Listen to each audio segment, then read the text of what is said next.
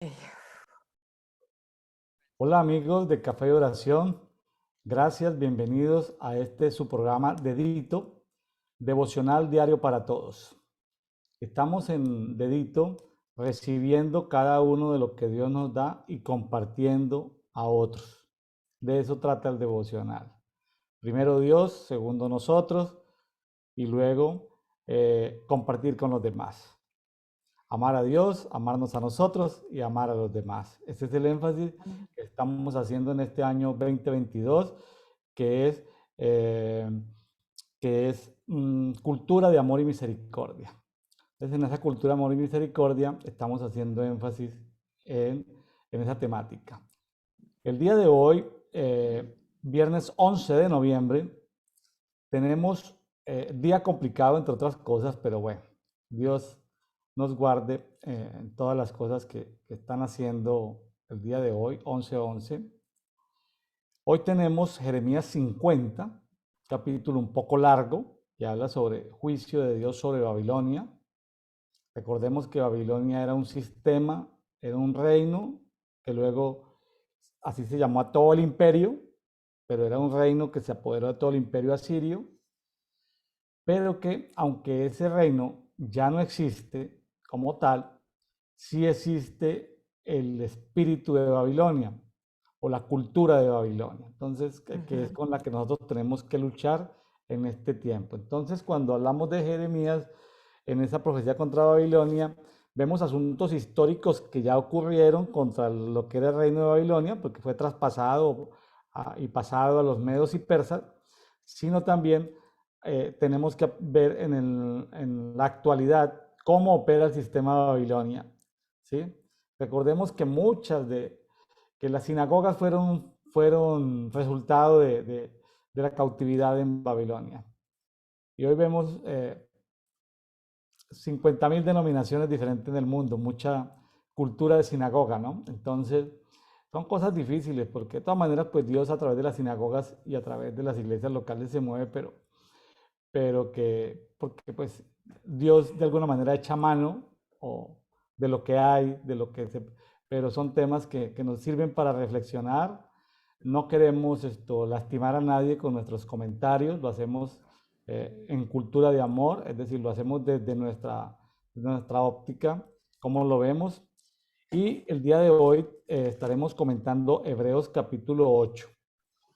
Ya en la primera parte, los primeros 6 capítulos, pues fueron tratados por el profeta Juan Varela, que nos dejó Hebreos en un nivel muy alto de profundidad y pues vamos a tratar recordemos, este no es un programa académico, no es un programa teológico, no es un programa de competencia, de mejores compartires, de mejores enseñanzas, no tiene esa perspectiva, es simplemente un conversatorio.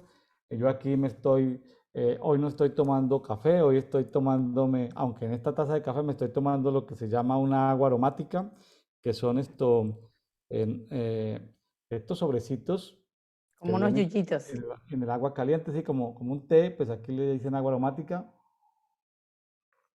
porque ya he tomado suficiente café en el día, entonces pues es necesario combinar con aguas de frutas frescas, con agua, bueno, con otras bebidas. Eh, Hoy tenemos el privilegio nuevamente de contar con Sara Mancuello. Sara Mancuello desde Pilar, Paraguay. Bienvenida, Sara, nuevamente a Dedito. Muchísimas gracias, Apóstol, y como siempre, un placer, ¿verdad? Estar compartiendo y también siendo de bendición para muchas personas. Saludamos a todos, ¿verdad? Las personas que van a estar viendo, están viendo el programa, ¿verdad? Y realmente es una bendición poder compartir. Gracias, Sara, por su tiempo. Ya estamos entrando, ya Sara se ha vuelto, con el pasar de los programas, ya vamos en 130 programas. Sara Wow. ya está entrando en la tónica quincenal o catorcenal mejor, para ser más precisos, catorcenal, Sí. o cada 15 días, 2 veces por mes, está entrando como invitada. Y ya no es invitada, sino ya hace parte como del staff de Café y Oración, Sara. Sí, así es, ya me siento parte de ello. Así En- que Espero ser de bendición. embajadora de Dedito, devocional diario para todos del programa Café y Oración en Paraguay. Así es. Y ya en el grupo público que tenemos en Facebook de Café y Oración, ya Paraguay en la lista de las 10 principales naciones, ya está Paraguay como nación número como 7, está en el séptimo Ajá. lugar. Séptimo Wow. lugar. Ya se van acoplando más. Ahí Paraguay va subiendo, ya tenemos ahí, está en el séptimo lugar, ya se pasó a Venezuela, a Ecuador, a Brasil, ya se lo pasó y se colocó en el puesto número 7. Ahí va creciendo Paraguay. eh, en el grupo público en Facebook que se llama Café y Oración. Bueno, Sara, pues el capítulo 50 es un solo capítulo el que nos toca hoy de Jeremías, está un poco largo. Sí. Como lo venimos haciendo, vamos a utilizar pues, con la misma metodología que hemos venido teniendo. Ya en, ya en Hebreos 8 sí vamos un poquito más despacio, versículo por versículo, pero en Ajá. Jeremías como veníamos, ¿sí? Como Ok. veníamos. Así es. Y como ya dice el título, profecía sobre Babilonia. Babilonia. Em, Más o menos el capítulo, o sea, del versículo 1 al 3, yo encontré que habla sobre la conquista de Babilonia y la humillación de sus ídolos. De caso, para no ir, como usted dice, verá texto por texto, entonces habla de una palabra de Jehová contra este pueblo. Palabra que habló Jehová contra Babilonia, contra la tierra de los caldeos, por medio del profeta Jeremías, ¿verdad? Anunciad las naciones, haced saber, levantad también bandera y publicad, no encubráis, decid, tomad es Babilonia, veles confundido, deshecho, es Merodad, destruidas son sus esculturas, quebrados son sus ídolos, porque subió contra ella una nación del norte, la cual podrá su tierra en asolamiento. Y no habrá ni hombre ni animal que en ella more. Huyeron y se fueron. O sea, siguiendo, ¿verdad? Lo que Jeremías, como ya veníamos hablando, sigue las palabras duras, ¿verdad? De parte de Dios, por decirlo así, contra el pueblo.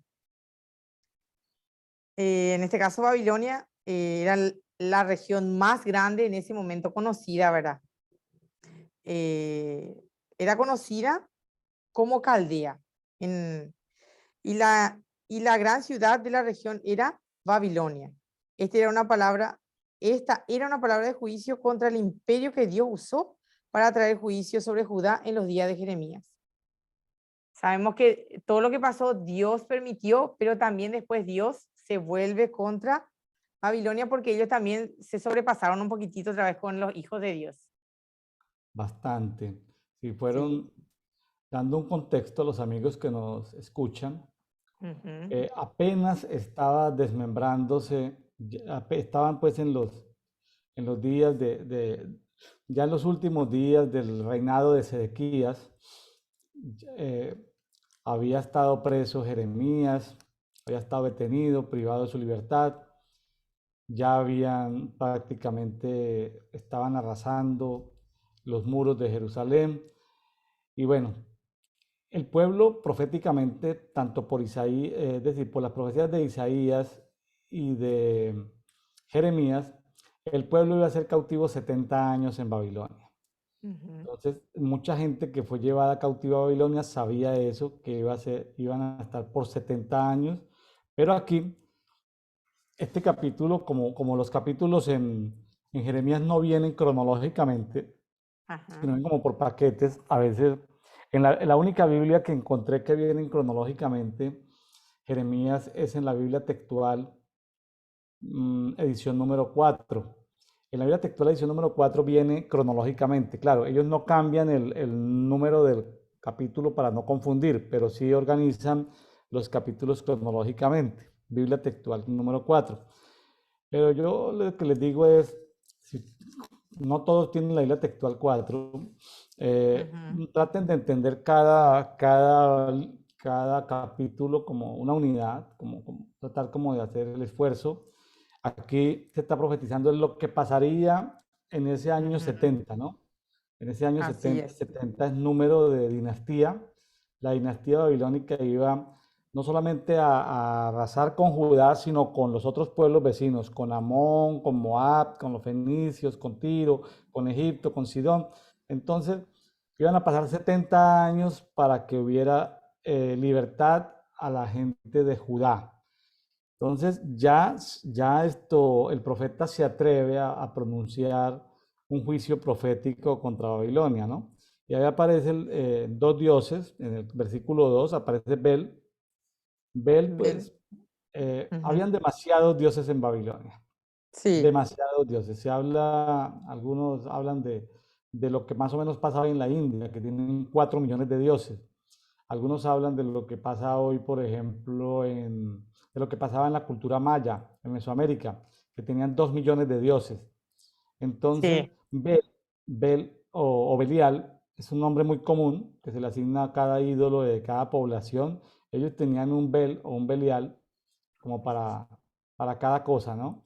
Entonces ahí aparece Bel, pero también aparece Merodach o Marduk, ¿sí? sí, El dios sí, sí, Sol, sí. el dios Sol. Y más adelante, pero por allá más adelante, por allá en el 31, vamos a ver otro dios. Por ahora, en el versículo 2 aparecen estos dos dioses que están siendo juzgados. Recordemos que lo principal era el tema de la idolatría, ¿no?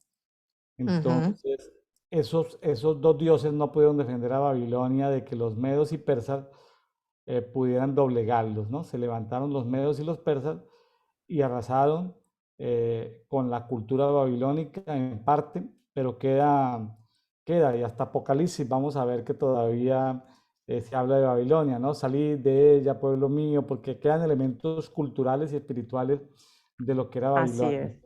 Bueno, de esos 4 millones de dioses, de esos 3 millones de dioses, mejor dicho, de toda la demoniología vida y por haber, Babilonia era Mm. como el máximo esplendor de toda esa cosa tan negativa, pero bueno, tenemos que tratarlo y bueno, no es por hacerle publicidad, nos toca hablar de eso el día de hoy. Bueno, Así es. Nos toca hablar. Yo, según encontré, ¿verdad? Bel se le daba, no sé si estoy equivocado, ¿no? Al dios de la tormenta, y de Marduk lo que no encontré mucho, ¿verdad?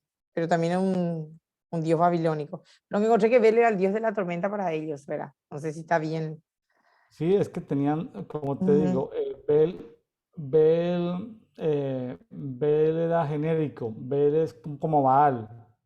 ujú. Así cuando Elías, por ejemplo, confrontó a los sacerdotes de Baal, había muchos Vale, Baales. sí, De hecho, sí, el pueblo de Judá se había corrompido porque habían erigido un Baal en cada pequeña aldea, en cada pequeño pueblo. Entonces, es un término global, por así decirlo, ajá. y puede ser que sí, dentro de los principales eh, pueden aparecer el sol, los truenos, la guerra, pero simboliza Y todo lo que, todos los dioses paganos. así es. Em, yo encontré también ahí entre el versículo 1 al 3 que Dios usó justamente a Babilonia para traer juicio contra Judá y otras naciones. Cuando fuera el momento adecuado, Dios usaría una nación del norte para juzgar a Caldea y poner su tierra en asolamiento, lo que estuvimos diciendo, ¿verdad? Que escogió Dios justamente esta ciudad como era la más estrepitosa, por decirlo así, para que atacara, en este caso, Jerusalén. Eso también me llamó la atención, ¿verdad? Porque podía haber sido otras ciudades, como yo digo, pero en este caso puntualmente fue Babilonia la escogida. Una nación del norte. Los medos, por ejemplo, que formaban la parte principal del ejército de Ciro, estaban al norte y al noreste de Babilonia. O sea, fue bien específico esta nación que se escogió para que atacara a Jerusalén. También a mí me llamó la atención.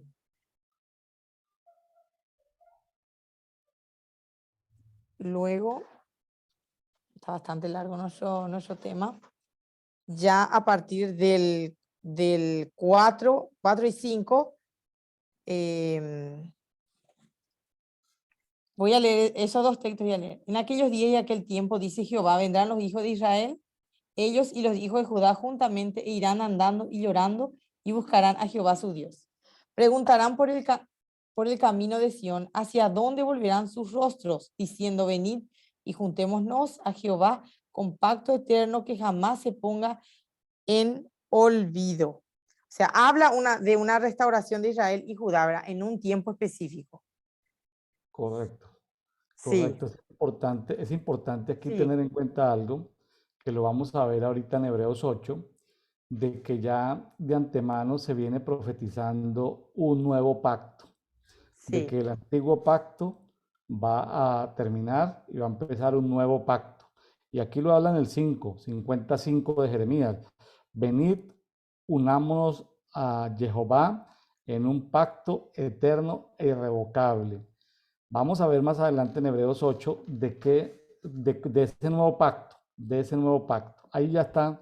Y nos sirve, vean, por coincidencia, las coincidencias de estar leyendo al mismo tiempo la Biblia en el antiguo pacto y en el nuevo pacto. sí. Entonces, ahí nos vamos a dar cuenta de hecho, la Biblia está separada en dos pactos, en el antiguo pacto y en el nuevo pacto, Antiguo Testamento y Nuevo Testamento. Eso es muy importante también saber para, para llevar en cuenta. Lo que yo pude ver es justamente que en aquellos días, en aquel tiempo, ¿verdad? Jeremías relaciona el juicio venidero sobre Babilonia con la restauración de Israel y Judá, que justamente volverían a Dios con arrepentimiento. Me sorprende cada día este profeta porque muchas veces escuché hablar de él, pero no me puse a estudiar de él. Es como que ahora uno se pone a estudiar, en mi caso particular hablo, ¿verdad? Y yo digo, wow, o sea, qué tremendo siervo. Y de repente vemos a lo de repente más Isaías, que estamos ahí con el apóstol Pablo y todo lo demás, los más conocidos, pero fueron tremendos hombres que dejaron, marcaron un tiempo y ahí se quedó en la historia. Y a mí me impresiona. Sara, permítame hacerle una pregunta, que Dígame. como por fuera del tema, pero es importante. Dígame. ¿Te gusta ir a comer a buenos restaurantes? Sí. Bueno, una pregunta potencial, ¿no? Potencial. Ujú. Bueno, no lo personalizo porque pronto dices que no, pero a la mayoría de la gente le gustaría saber preparar muy buenas comidas. Sí, sí. Correcto. A la mayoría de la gente le gustaría preparar buenas comidas. A nivel de chef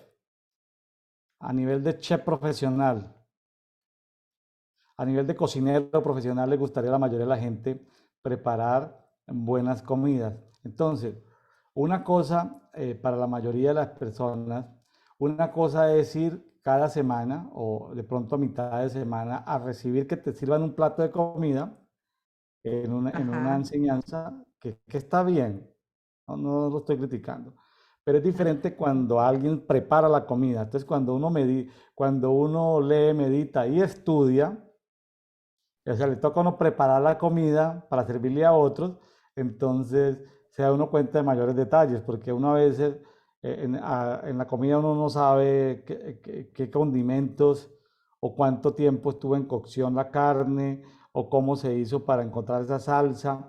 En cambio, cuando uno es el que prepara la salsa, uno le encuentra otra perspectiva. Vamos a decir que una perspectiva mayor, preparar el Sí, alimento para servirlo a otros. O sea, entonces, ahorita, cuando tú dices de tu experiencia con Jeremías o el abordaje, el acercamiento que has tenido a Jeremías eh, ahorita te tocó preparar el alimento para servirlo, sí, ya no es sentarse a así, la mesa para que te pasen el alimento. así es. Y es diferente. Es diferente, totalmente. Es la diferencia, pero estamos tratando procurando de que los amigos no se queden a perpetuidad y eternamente escuchándonos conversar de la palabra. La idea es Ujú. que al escucharnos y decir, bueno, pero con una cámara tan sencillas, en unas que, en unos, aquí se me estaba, se me estaba descompensando la silla. Vea, justo el ejemplo, alguien de mí me diga, no, pero yo no estar en un estudio de televisión y se atreven a hablar de la palabra todos los días, pues yo también lo voy a hacer desde mi casa. Entonces, de eso se trata, de hacer lo que está a nuestro alcance, ¿sí? Ahorita estaba tal vez balanceándome en la silla y tiene un topecito, una palanquita, y se Sí. me saltó la palanquita y casi me voy de para atrás, pero no era que me fuera a caer, sino que pues estoy no lo tengo lo tengo en formato rígido en este momento. Entonces, anímense, amigos de Café de Oración, a que usted puede leer la Biblia, usted puede escudriñarla y comparta con otros, ¿sí? Comparta con otros. Deje la actitud pasiva de solamente ser receptor, recibidor, porque más bienaventurado es dar, es decir, de compartir que Ajá, recibir. Es más bienaventurado dar, compartir que recibir, que tomar lo que te den. Y no es que esté así diciendo es. que te vas a revelar en tu iglesia ni con tu pastor, nada, no estoy hablando nada de eso para que nadie lo vaya a sacar de contexto, Ujú. ni que no es importante ir y recibir y compartir con los otros hermanos congregacionalmente hablando, no estoy hablando de eso, para que no, de pronto nadie lo saque de contexto. Simplemente es que todos podemos compartir, todos somos ministros de la reconciliación. Así es. Así mismo es. Y la verdad que hay mucho para hablar del versículo 4 y 5 simplemente, pero a mí ciertas partes, ¿verdad? Como la restauración del pueblo de Israel es claramente un aspecto del plan de Dios para los últimos días, ¿verdad? Y la parte donde dice, irán andando y llorando, habla de la profundidad del arrepentimiento de Israel en los últimos días. Ujú. De lo que también, ¿verdad? Que de repente sale un poquitito, ¿verdad? Que hablaba Zacarías, ¿verdad? Ya en otro. Hay otra parte donde dice, preguntarán por el camino de Sion, ¿hacia dónde volverán sus rostros? Ellos preguntaban. Entonces, parte de la restauración sería la reunificación cuando se juntaran toda otra vez Israel y Judá de regreso a la tierra que les fue prometida, como los descendientes del pacto, hablando de pacto, ¿verdad? De Abraham, Isaac y Jacob. Ahí otra vez podemos ver el tema del pacto, ¿verdad? Y venid y juntémonos a Jehová con pacto eterno. Entonces volverían a Dios con sus términos, los términos de su pacto eterno. Lo que ya habían hecho al principio era con Jehová, o sea, restaurar todo eso que Jehová había establecido para su pueblo cuando ellos regresaban, después de los, ya sería de volver de la cautividad.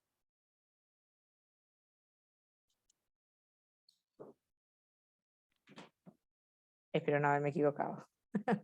Sí, no, no, está bien, está bien.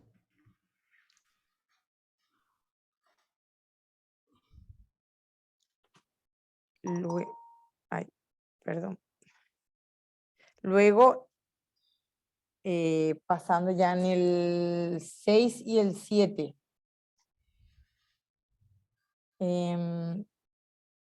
Habla de la necesidad de la restauración. Por ejemplo, ovejas perdidas fueron mi pueblo, sus pastores las hicieron errar, por los montes la descarriaron, anduvieron de monte encollado y se olvidaron de sus rediles. Todos los que los hallaban los devoraban y decían a sus enemigos, no pecaremos porque ellos pecaron contra Jehová, morada de justicia contra Jehová, esperanza de sus padres. Bastante fuerte todo lo que dice.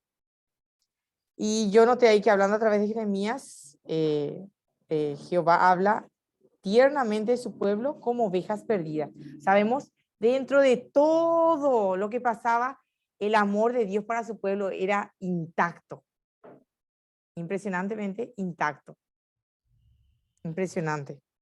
Así es, A pesar de que había traición, había de todo, era él con amor. así es. Eh, el pobre liderazgo de los pastores en ese momento, ¿verdad?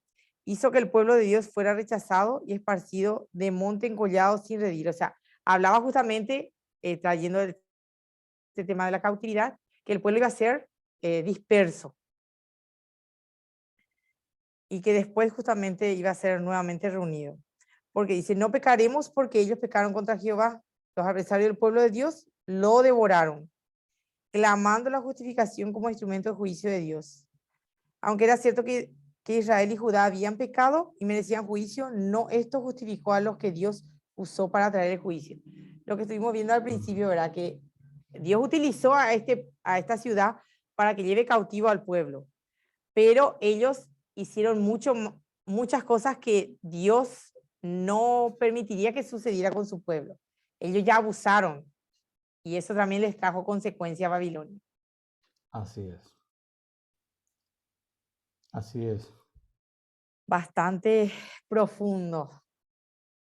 La verdad que pasaron mucho el pueblo y uno se pone a pensar, si hubiesen ahorrado tantas cosas se hacía en casa de Dios, pero si uno mira el contexto de repente en ese momento es lo que ellos creían y estaban y se cerraron por eso y como yo digo, se volvieron duros de servir y no miraron más allá, no miraron todo lo que perdían por el pecado.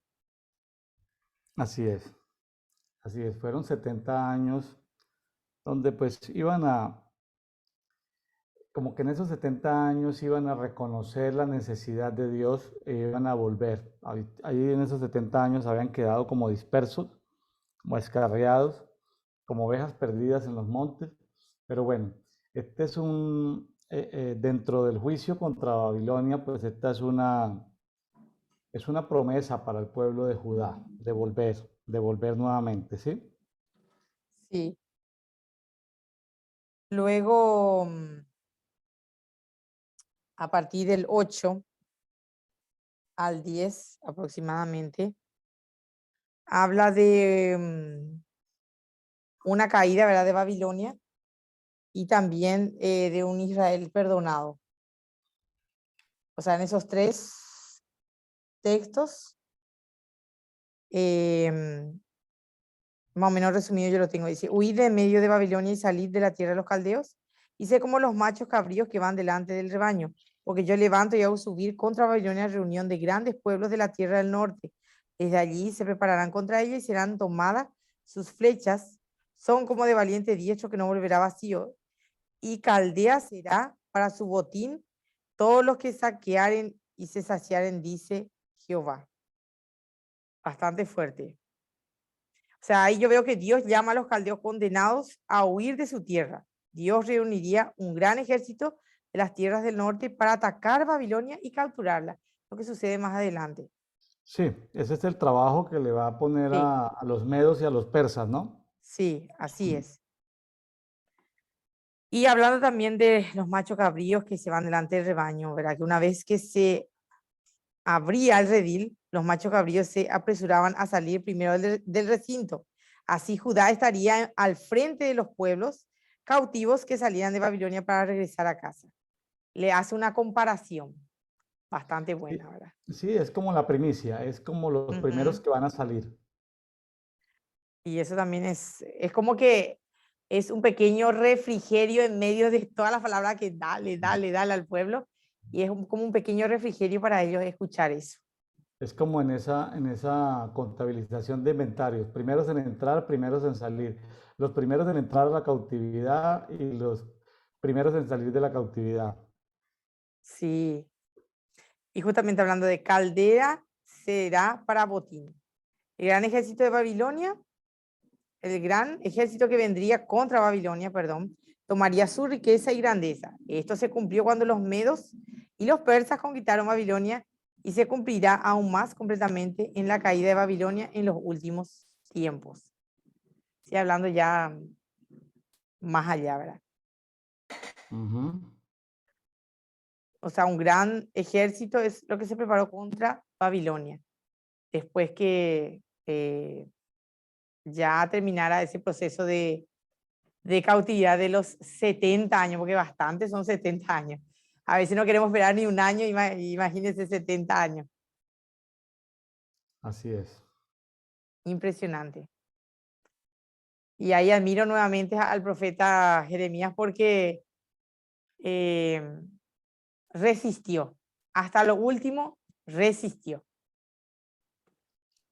Fueron 40 años, ¿no? Fueron 40 años de ministerio. Aquí estamos ya, yo creo que en el año 40, eh, porque él muere muy pronto, después de que lo dejan ahí en Jerusalén. La historia habla de que luego salió hacia Egipto y murió, ¿no? Entonces Ujú.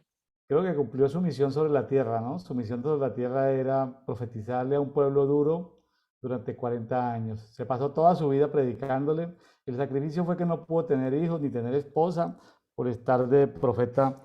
eh, a- y bueno, y quedó como testimonio lo que profetizó, pero tuvo una vida como sea sacrificada, vamos a llamarlo así, sacrificada, profeta sacrificado. Bastante, para mi gusto personal, bastante.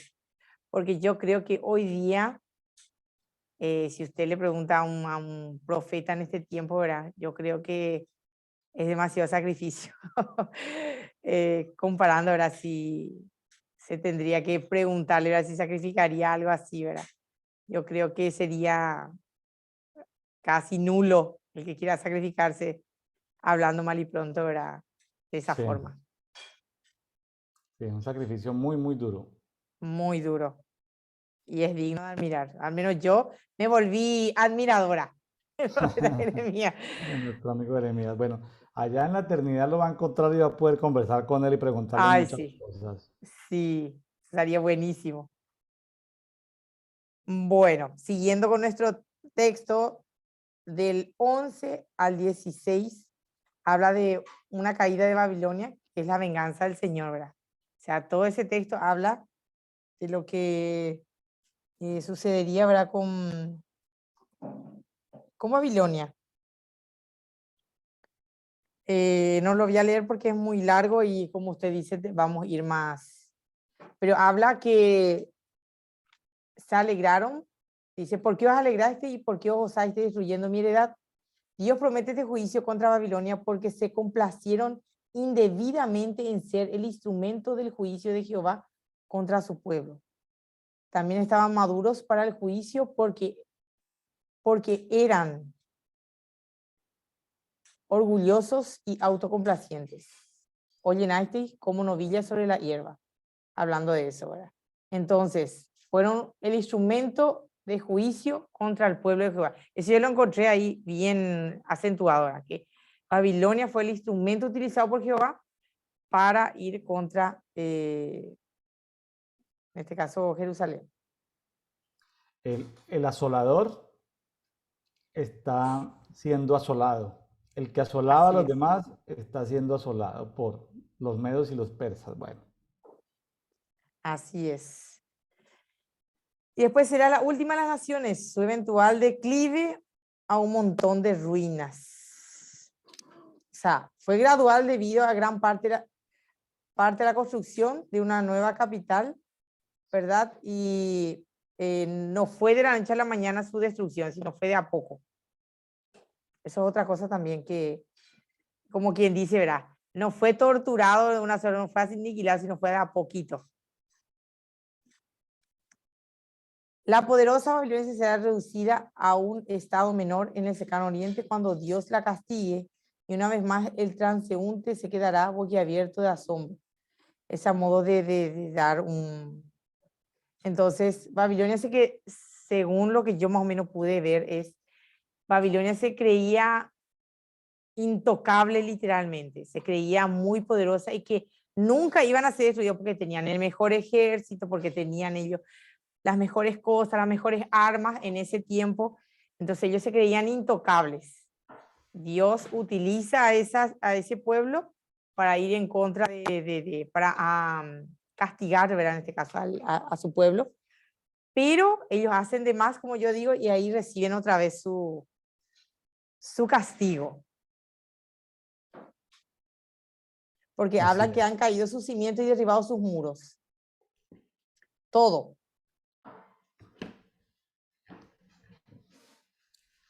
Y habla de un montón de ciudades, ¿verdad? Dentro del tema y la verdad que es bastante explícito ya lo que dice ahí, ¿verdad? Cómo iba a suceder el hecho con Babilonia. Sí, eh, sí, es importante ver, por ejemplo, en el 18. Sí, Dice, por tanto dice así Jehová Sebaot, Dios de Israel, y aquí yo castigo al rey de Babilonia y a su tierra como castigué al rey de Asiria. Sí, Entonces, aquí aparece Dios como el castigador.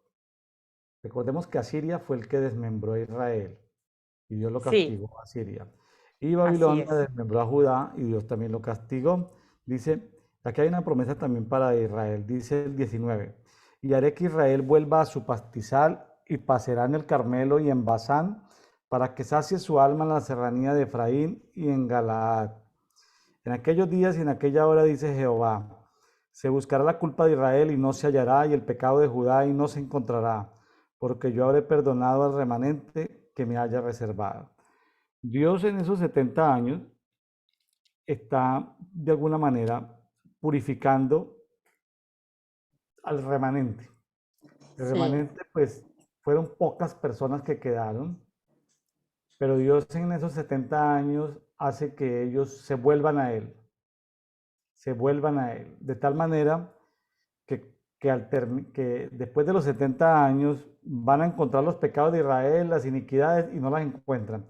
Van a buscar los pecados y las iniquidades de Judá y no las encuentran. ¿Por qué? Porque Dios los ha purificado, los ha limpiado. O sea, podemos ver que el remanente era gente fiel.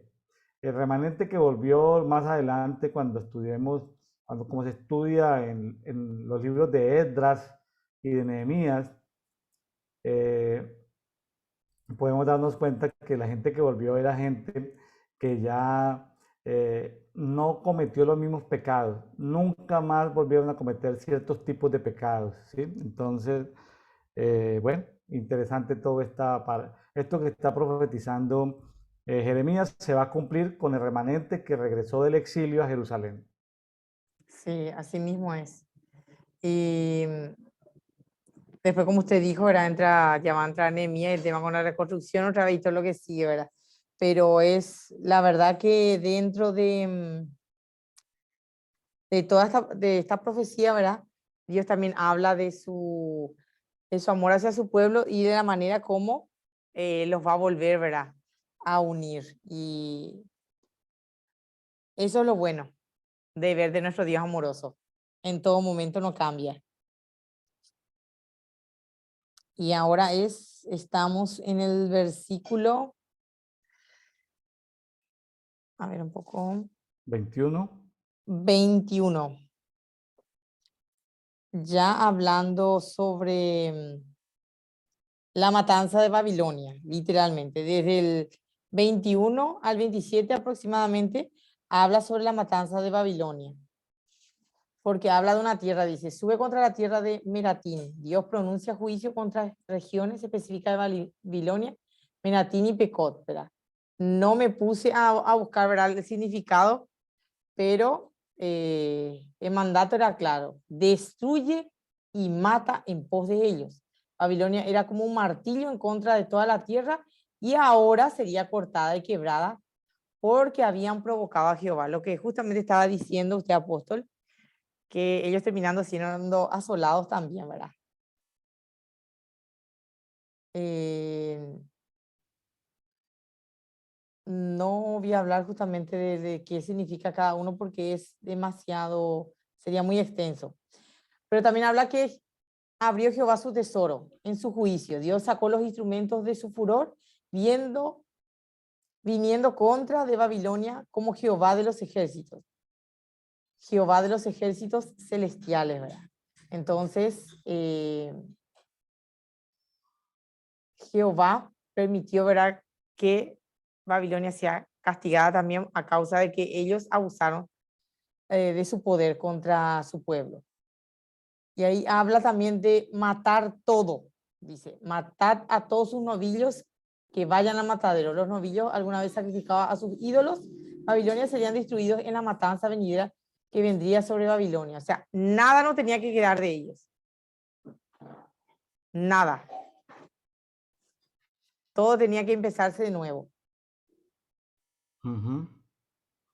De alguna manera Dios estaba, este juicio eh, parece como venganza, Ajá. y eso pues está en el 28 que dice, oí la voz de los que huyen y escapan de la tierra de Sí. Babilonia, para anunciar en Sión la retribución de Jehová nuestro Dios. Dos puntos. La venganza de su casa. Es decir, aquí aparece Dios como vengador. Los que habían destruido su casa, es decir, el templo de Jerusalén, Ujú. los que habían destruido Jerusalén, que también puede ser un tipo de casa, entonces era una venganza, dice la venganza de su casa. Eh, y bueno, pues eh, se está en el 29, 30, sigue hablando pues de convocar contra Babilonia a todos los arqueros, ¿sí? Sí, En fin, en el 30 también se habla de todo cómo van a caer los jóvenes, los guerreros de allá. Y en el 31 me llamó la atención que dice, versículo 31 del capítulo 50, dice, me llamó la atención porque dice, he aquí yo estoy contra ti, oh soberbia.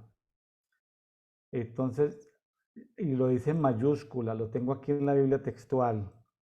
ujú, Entonces dice, ya no le llama Babilonia Babilonia, sino le llama soberbia, ¿sí? sí, Es le cambió decir, el nombre ya. le cambió, le cambió el nombre ya por un adjetivo calificativo, ya le llama soberbia. Y le dice Adonai, Jehová Sebaot, ha llegado tu día, la hora de tu visitación. Y en el 32 dice, la soberbia, está hablando de Babilonia.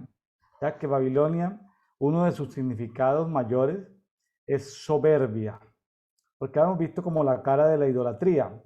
Pero aquí, Mm. en los traductores de esta versión textual la logran traducir como soberbia. Entonces, ¿qué tanto ahí puede uno pensar que son las personas que son soberbias, ¿no? Que son arrogantes? Me estaba acordando de la limpieza que Dios le hizo a Job, de soberbia, ¿no? De orgullo. Era un pecado de Ujú. soberbia cuando lo limpió de esas influencias de Leviatán, ¿no? Que es el rey de los orgullosos, el rey de la soberbia. Por eso castigó Dios a Job, por eso castigó Dios a David, por eso Pedro fue pedido en zarandeo, por la soberbia. Entonces, todos nosotros de alguna manera, Sara, tenemos que ser limpiados de soberbia. Y uno dice, pero ¿yo qué tengo que ver con Babilonia?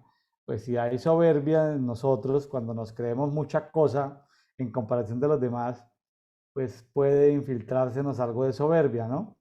Ese orgullo a veces mal gestionado, mal administrado, puede convertirse en soberbia. ¿Por qué? Porque como uno siempre va a encontrar gente, eh, bueno, por comparación, ¿no? Uno va a encontrar gente más alta, gente más bajita, gente más bonita, gente más Sí, feita. Entonces uno está ahí, entonces uno por comparación puede entrar en soberbia contra los que cree que le tiene ventaja, ¿no?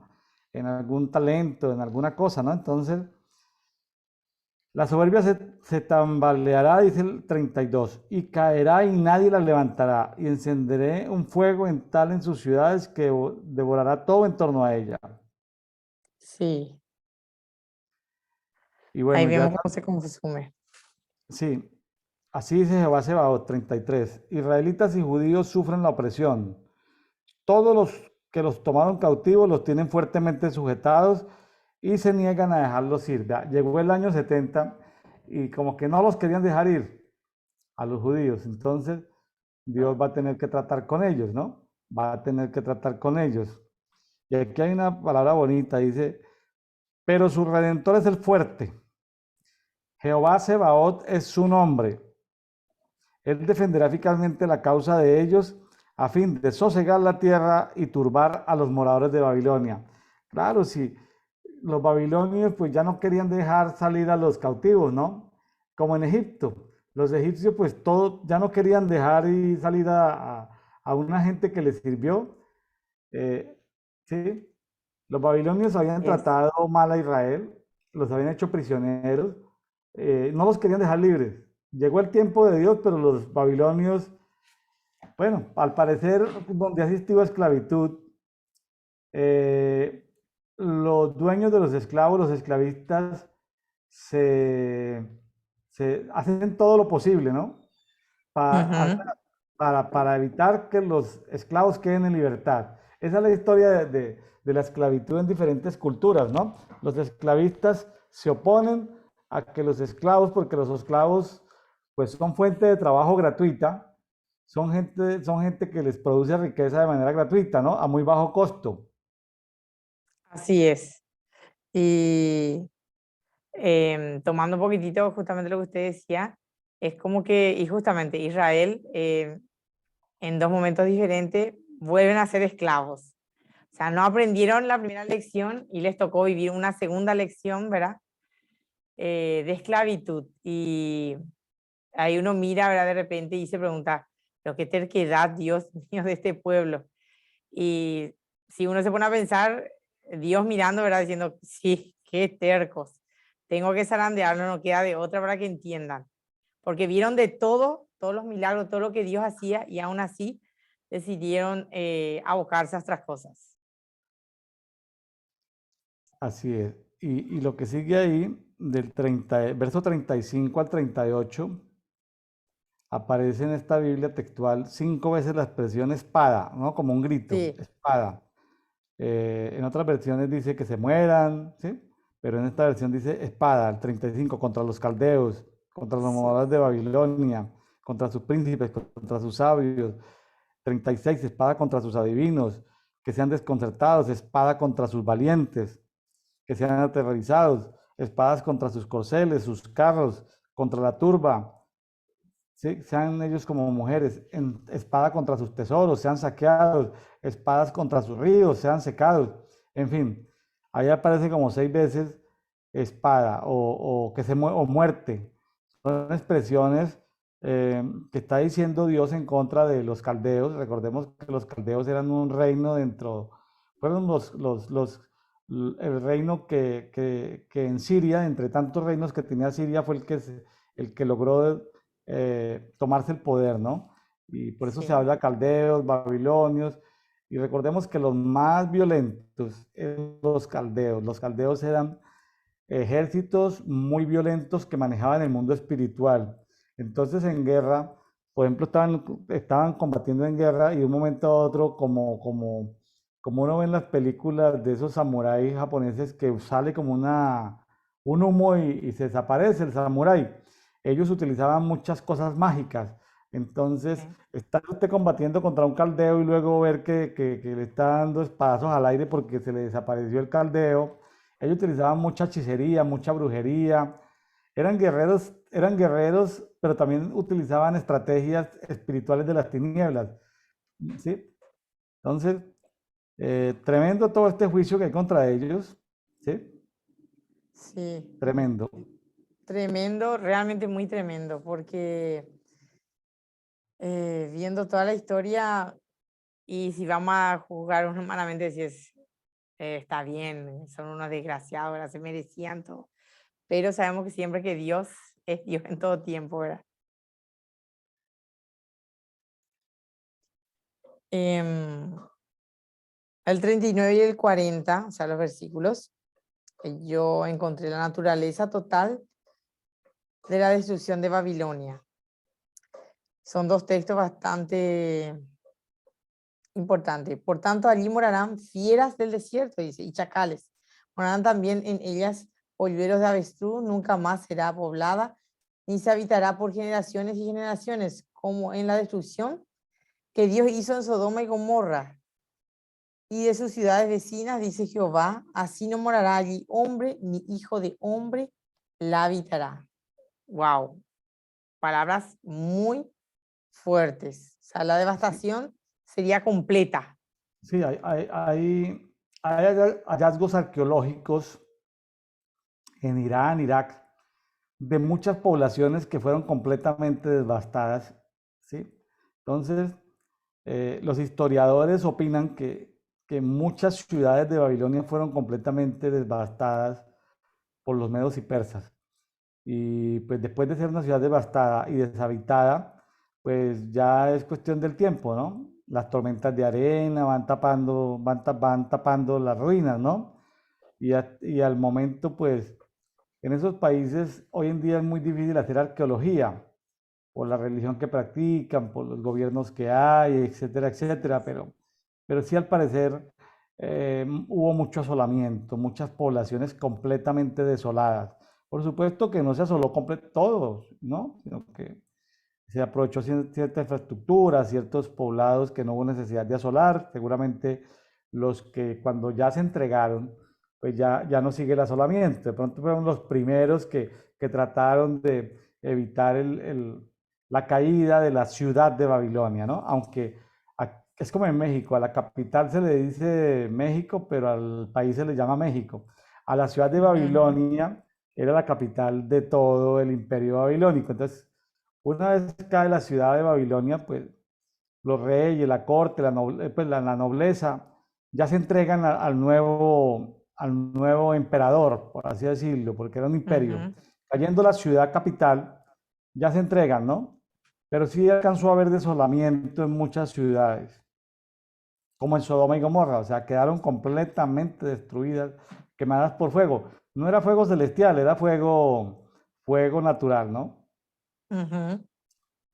Y creo yo que históricamente hasta hoy día donde estuvieron esas ciudades no surge ni plantas ni nada, según eh, más o menos pude investigar, que hasta hoy día no surge nada ahí, Sí. literalmente hablando.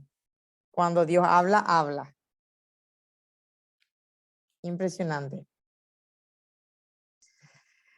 Luego entramos desde el 41 sería. 41 al 44 que habla una destrucción desde el norte, encontré yo. Sí, los medos y los persas. Sí, sí, sí. Hablando siempre sobre la destrucción, ¿verdad? Y el fin de Babilonia vendría de los medos y de los persas, justamente como estaba diciendo, aproximadamente de su norte, dado que gran parte de esta profecía habla no solo de esa próxima conquista, sino también de la destrucción final de Babilonia. Y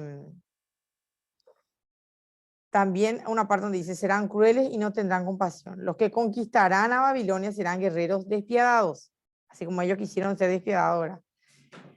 Babilonia rara vez mostró misericordia, no debían esperar nada de sus eventuales conquistadores. Así como ellos fueron sin piedad en contra del pueblo de Dios, las personas que vinieron a conquistarle también fueron sin piedad con ellos. Angustia le tomó en muchos lugares. Jeremías describió este efecto de Babilonia y sus ejércitos sobre lo que conquistaron. Ahora un terror similar vendría sobre el rey de Babilonia, lo que ya estuvimos más o menos hablando, ¿verdad? Que así como ellos hicieron, también sobrevino sobre ellos, ¿verdad?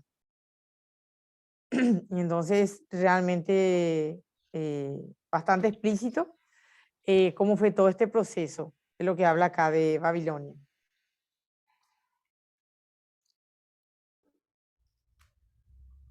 Habla Bueno, también que como león subirá, dice, el león en Jeremías, un poquito más adelante, ¿verdad? Ahora es Ciro en Jeremías. En este caso era Nabucodonosor, hablando un poquitito más atrás, en el 49, 19, ya no entrando al 50, ¿verdad? Pero más o menos a forma de llevar un poquitito la historia. bueno, aquí ya llegamos prácticamente al final. Sí. Eh, Como dice el 46, ante el grito de la conquista de Babilonia se estremece la tierra y un clamor se oye entre las naciones. Pues eh, fue una destrucción natural, fue una destrucción de muchas poblaciones. Llegan los medos y los persas, cambia el status quo, cambian la nobleza, los gobernantes. Allá estaba Daniel. Daniel fue testigo durante esos 70 años del reinado de Babilonia, pero él también estuvo con los medos y persas. Entonces, fue testigo de todo esto. La tierra Interesante, tembló, dice. interesante, sí, se estremece la tierra. Interesante descubrir acá que Babilonia es llamado, como dicen en este capítulo, soberbia, soberbia. Por allá en el 21 habla de un sitio que llama Merataim, que es doble rebelión. Se habla de Pecodi. Pecodi es un país de castigo. En fin, en fin. Eh, Realmente Adonai Sebaot fue el que, Adonai Jehová Sebaot fue el que motivó y le dio las herramientas a los medos y persas para traer juicio sobre Babilonia. De eso es como una profecía dada con 65 a 70 años de anticipación, se cumple completamente. Al parecer nuestro amigo el profeta Daniel conocía las escrituras de Jeremías en algún rollo que le logró llegar en el exilio y bueno, y ellos pudieron estar atentos para cuando se cumplieran los 70 años, ¿sí? Volver Así a orar, es. ayunar para que Dios les contestara y bueno, se manifestara Dios y hubiera pues esa liberación. Pues muy bien, Sara, algo más sobre el Jeremías 50. Y la verdad que lo que tomo y rescato, ¿verdad? Que la grandeza de nuestro Dios es que Dios permite muchas cosas, ¿verdad? Para el bien de su pueblo, pero no va a permitir que abusen de su pueblo. O sea, él lo corrige, pero es siempre con amor. Cuando se ensañan con su pueblo, él ya toma cartas en el asunto. Entonces, eso me queda bien claro que eh, el amor por su pueblo, por sus hijos, es algo intacto, pero que no va a permitir que abusen con ellos. Así es. Muy bien. Bueno, vamos entonces ahora con Hebreos capítulo 8. Es, es un capítulo bastante corto. Es un capítulo bastante corto. Si quieres, le propongo, Sara, que vamos despacito, mirando versículo por Sí, versículo. Es importante leerlos debido a los comentarios de los que nos han antecedido en estos 7 capítulos. Si quieren, vamos leyéndolo uno por uno. eh, y luego también sería importante hacer unas lecturas complementarias. Fíjense que este capítulo de Hebreos 8 prácticamente trata dos temas, ¿no? El tema del tabernáculo y el tema del nuevo pacto. Son como las dos ujú, temáticas que trae este capítulo. Del 1 al 5 habla prácticamente del tabernáculo y después del 6 al 13 habla del nuevo pacto. Entonces, ujú. voy a leer aquí Ok, voy a leer aquí en la Biblia Textual 4 y te pido el favor de que me colabore leyendo unos pasajes que de ahí te voy a decir luego, ¿sí? dale. Vamos al 8, Hebreos 8:1. Voy a leer en la Biblia Textual 4. Dice, Ok. ahora bien, el punto principal de lo que venimos diciendo es que tenemos tal sumo sacerdote que se sentó a la diestra del trono de la majestad en los cielos. Aquí está hablando pues de Melquisedec, pero también está hablando de Jesús. Entonces, Amén. a la teología le ha quedado muy complicado decir que Melquisedec es Jesús. La teología prefiere decir que Jesús es el sumo sacerdote según la orden de Melquisedec, pero hay muchos comentaristas proféticos que ya se atreven con toda confianza a decir que Jesús y Melquisedec eran prácticamente la misma persona. Es lo que los Ajá. teólogos llaman una teofanía. Era algo de Jesús en el Antiguo Testamento, ¿no? Como así como Jesús podía ser el ángel de Jehová, eh, Melquisedec también una, era una teofanía de Cristo. Ahí está el Ujú. tema. Dice, el punto principal de lo que venimos diciendo es que tenemos tal sumo sacerdote, tal sumo sacerdote. ¿Puede por favor buscarme esto y leer esto, Salmo 110.1? Sí, cómo no, somos 111. Salmo 110.1. Estamos hablando de que se sentó. Ahora, en el contexto de ver los sacerdotes no se sentaban, los sacerdotes siempre estaban de pie, hay muchos versículos para eso, ¿sí? Ahora, Sí. Salmo 110, 1. 1.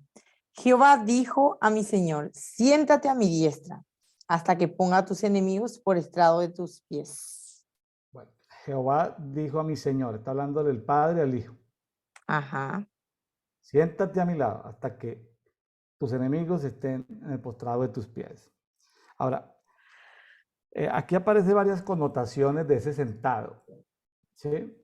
Sí. De ese sumo sacerdote sentado.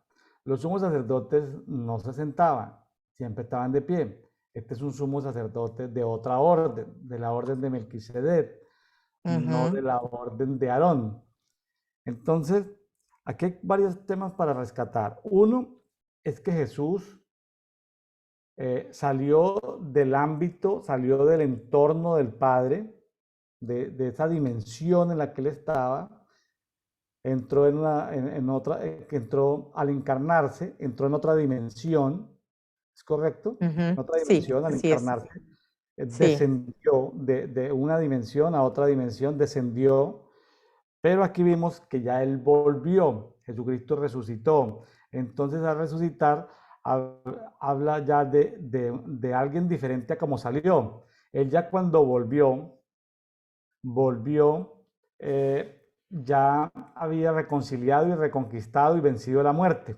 Entonces, y había restaurado muchos aspectos de la creación. Entonces vemos que es un sumo sacerdote que para sentarse fue porque volvió. Entonces, tengamos en cuenta como el ciclo en el que Cristo pasó por diferentes, vamos a llamarlo ámbitos o dimensiones espirituales, ¿sí? Ajá. Bueno, otro punto para tocar ahí en el sentado, en que se sentó, es hablar del reposo. Jesús vino y cumplió ciertos propósitos, ¿sí? Ciertos propósitos. Uno no se puede sentar a descansar o a gobernar si tiene asuntos pendientes. Entonces hay toda una connotación Ajá. de reposo. El sentarse tiene que ver con reposo, pero también tiene que ver con otro elemento para rescatar, es el trono. Los sumos Sí. sacerdotes no tenían un trono ni una silla especial. Ajá. Jesús, como sumo sacerdote de la orden de Melquisedec, se sentó a la diestra del trono de la majestad en los cielos. Bueno, Amén. Así ahora, es. búsqueme Primera de Corintios 1:1 para que por favor me lo lea ahorita. Primera de Corintios 1:1, ¿sí? Primera de Corintios 1:1. Acá ya lo tengo. Primera de Corintios 1:1. Pablo, llamado a ser apóstol de Jesucristo por la voluntad de Dios y hermano Sóstenes. Primera de Es Corintios que 1, ¿no? 1:1. 1:1, sí. Ese texto dice así, Pablo, llamado a ser ¿En qué, apóstol de en, Jesucristo. en qué versión está leyendo? Reina Valera.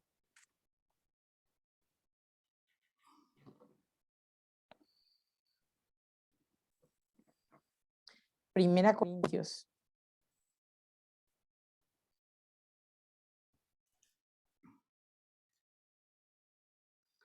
Bueno, Romanos 1:1 también dice Pablo, apóstol de Cristo Jesús, llamado a ser apóstol, apartado para el Evangelio de Dios. Bueno, apartado tiene que ver con ser santo, ¿no?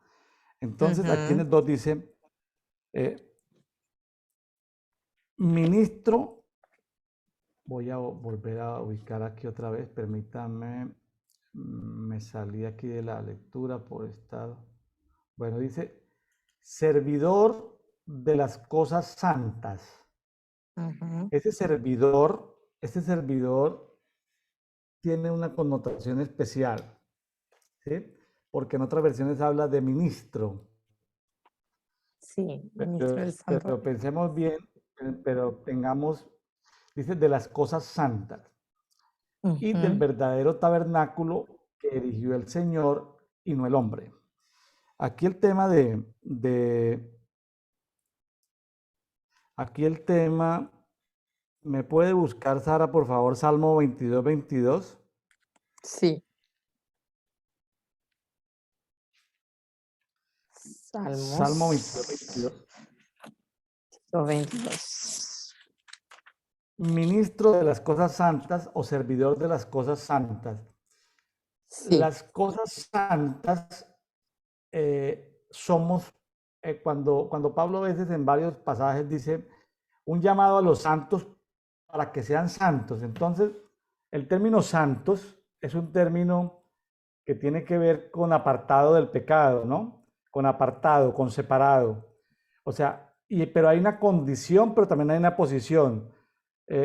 Hablándole a los santos para que sean santos, es decir, es decir, es hablándole a los hijos para que sean hijos, ¿sí? Es hablándole a los salvos para que sean salvos, es como, no es un juego de palabras, a los santos para que sean santos, porque aunque tengan la posición de santos, la posición no tienen la condición, necesitamos trabajar la santidad.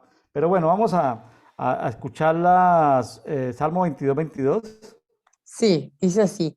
Anunciaré tu nombre a mis hermanos, en medio de la congregación te alabaré. Bueno, ese es un salmo, ese es un versículo de un salmo mesiánico. Ujú, Anunciaré a mis hermanos, ¿sí? A sí, mis hermanos. Entonces, es, nosotros somos esas cosas santas de los que está hablando ahí Hebreos 8:2. Él es un ministro de las cosas santas. No ujú, ministro como los sumos sacerdotes de la orden de Aarón. Entonces, y dice, y del verdadero tabernáculo que erigió el Señor y no el hombre. Al principio, cuando se habla del verdadero tabernáculo, uno comienza en un primer nivel, uno recuerda cuando Dios le dio el diseño del tabernáculo a Moisés y le dijo, construye este tabernáculo de acuerdo a este diseño. Eso es como lo primero que uno escala. Pero cuando uno profundiza que Jesucristo vino y tabernaculizó entre los hombres, vivió entre los hombres, se tabernaculizó y vive, ¿en dónde vive? En la iglesia, y la iglesia es su cuerpo. O sea, Cristo dentro de la iglesia y la iglesia dentro de Cristo, el verdadero tabernáculo que erigió el Señor y no el hombre. A ver, Israel de alguna manera era el pueblo donde Dios había venido a habitar en un tabernáculo, el tabernáculo de Moisés. ujú, Pero cuando Cristo vino, ya no era un lugar físico, sino era cada espíritu, ujú, tabernaculizar entre nosotros. O sea, entrar a nosotros y nosotros como iglesia entrar en su cuerpo. Él en nosotros, nosotros en él. Entonces, ujú, este verdadero tabernáculo del que se habla aquí, que erigió el Señor, que erigió Adonai, es la iglesia. Entonces, este Melquisedec del que está hablando aquí, Hebreos 8, es de Jesucristo como ministrador de las cosas santas y el tabernáculo santo que erigió el Señor, o sea, que erigió Jesucristo y no el hombre. Muchos comentaristas dicen que es redundante hablar de ministro de las cosas santas y el verdadero tabernáculo porque son lo mismo. O sea, él es un ministro de su pueblo, como lo dice Salmo 22, 22. ¿Puede volverlo a leer? ¿Todo lo tiene ahí? Salmo 22, sí, sí, 22. sí, tengo. Anunciaré tu nombre a mis hermanos, en medio de la congregación te alabaré. Anunciaré tu nombre entre mis hermanos. O sea, Entre esa es mis la hermanos. función de Jesucristo. Revelarnos al Padre, Amén. anunciar su nombre entre los hermanos. O sea, y nos hace hermanos en ese momento porque pues, es un tema es el tema, es un tema diferente, pero bueno, ahí está. Entonces, qué interesante ver que las cosas santas y el verdadero tabernáculo somos nosotros, su iglesia. Amén. Qué interesante saber eso. Bueno, vamos al 3. Dice, Así es. porque todo sumo sacerdote es constituido para presentar ofrendas y sacrificios, ¿sí? Sí, Por lo cual es necesario que éste también haya tenido algo que ofrecer. Entonces, Así en es. la orden de Aarón, en la orden arónica, los sumos sacerdotes eran constituidos para hacer unos trabajos, ofrecer ofrendas y sacrificios. ¿Sí? Ahora, ¿qué fue lo que ofreció este sacerdote según, este sumo sacerdote que es Jesucristo, según la orden de Melquisedec? ¿Qué fue lo que él le ofreció al Padre?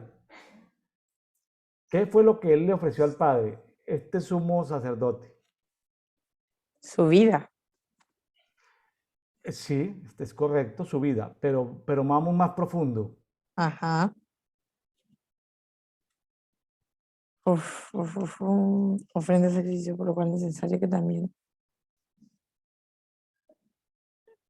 em, A ver, en el orden arónico, a ver, veamos, hagamos la comparación. En el bueno, orden arónico y en el orden de Melquisedec. Como jugando a quién fue primero, el huevo o la gallina. En el orden arónico, ¿quién fue primero? ¿La ley de Moisés o los sacerdotes según el orden de Aarón? ¿Quién fue primero? la ley, La ley. Primero fue la la ley, ley. la Entonces, ley. vea que hay una diferencia. Primero fue la ley, la llamada ley de Sí, Moisés, la conocía la ley. Y segundo fue el sacerdocio para que hiciera ejecutar esa ley. así es.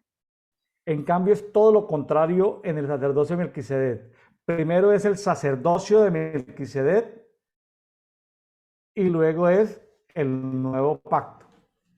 O sea, primero es Jesús antes del nuevo pacto. Ujú. Jesús encarnado antes del nuevo pacto. Recuerda por allá en Mateo 26, 28, ¿puede mirarlo? Mateo 26, 28. Sí, bueno, mirarlo. Mateo 26, 26, 18. 28, 26, 28.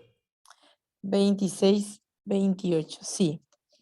Dice, porque esto es mi sangre del nuevo pacto, que por muchos es derramada para remisión de los pecados. Bueno, entonces, ese sumo sacerdote Melquisedec, primero es constituido Melquisedec y luego viene el nuevo pacto. ¿Sí? O sea, primero se establece el sacerdocio de Melquisedec y luego viene el nuevo pacto. ¿Sí? Amén. Bueno, entonces, ¿qué es lo que él tenía algo que ofrecer? Tú lo dijiste, contestaste la pregunta, ¿sí? Dijiste, él entregó su vida, claro. Sí. Aquí estamos precisando que dio su sangre, ¿sí? Ujú.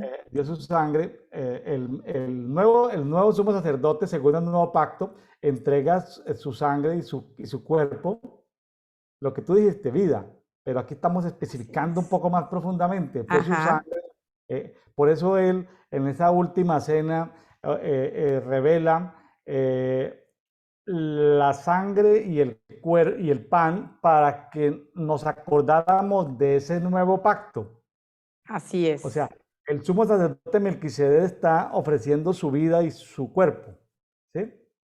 Lo que tú dijiste, la vida, para que lo resumiste, lo concretaste, es correcto. Bueno, Sí, ahora, recordemos que ese primer pacto se hizo ahora, un pacto es un acuerdo, es un negocio, ¿sí? Es algo es algo, una contratación en derecho. El primero se hizo en épocas de Pentecostés en el monte Sinaí. En Pentecostés en el monte Sinaí. El segundo se hizo en tiempos de Pascua en Jerusalén. O sea, por eso es importante siempre saber los tiempos y los lugares. así es. El primer pacto se hizo en Sinaí. El primer pacto se hizo en tiempos de Pentecostés. En cambio, el segundo pacto, el nuevo pacto, se hizo en tiempos de Pascua en Jerusalén. ¿Estamos? Estamos. La comparación. Sí, Más adelante en alguna parte habla, creo que por allá en Gálatas, no me voy a, o si quiere miremoslo, Gálatas sí. 4 del 22 al 28. Pues, Gálatas 4 del 22 al 28.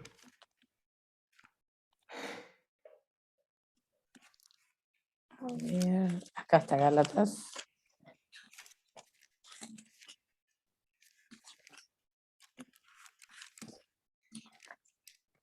Gálatas 4, 22 al Sí, 28, ¿no? sí.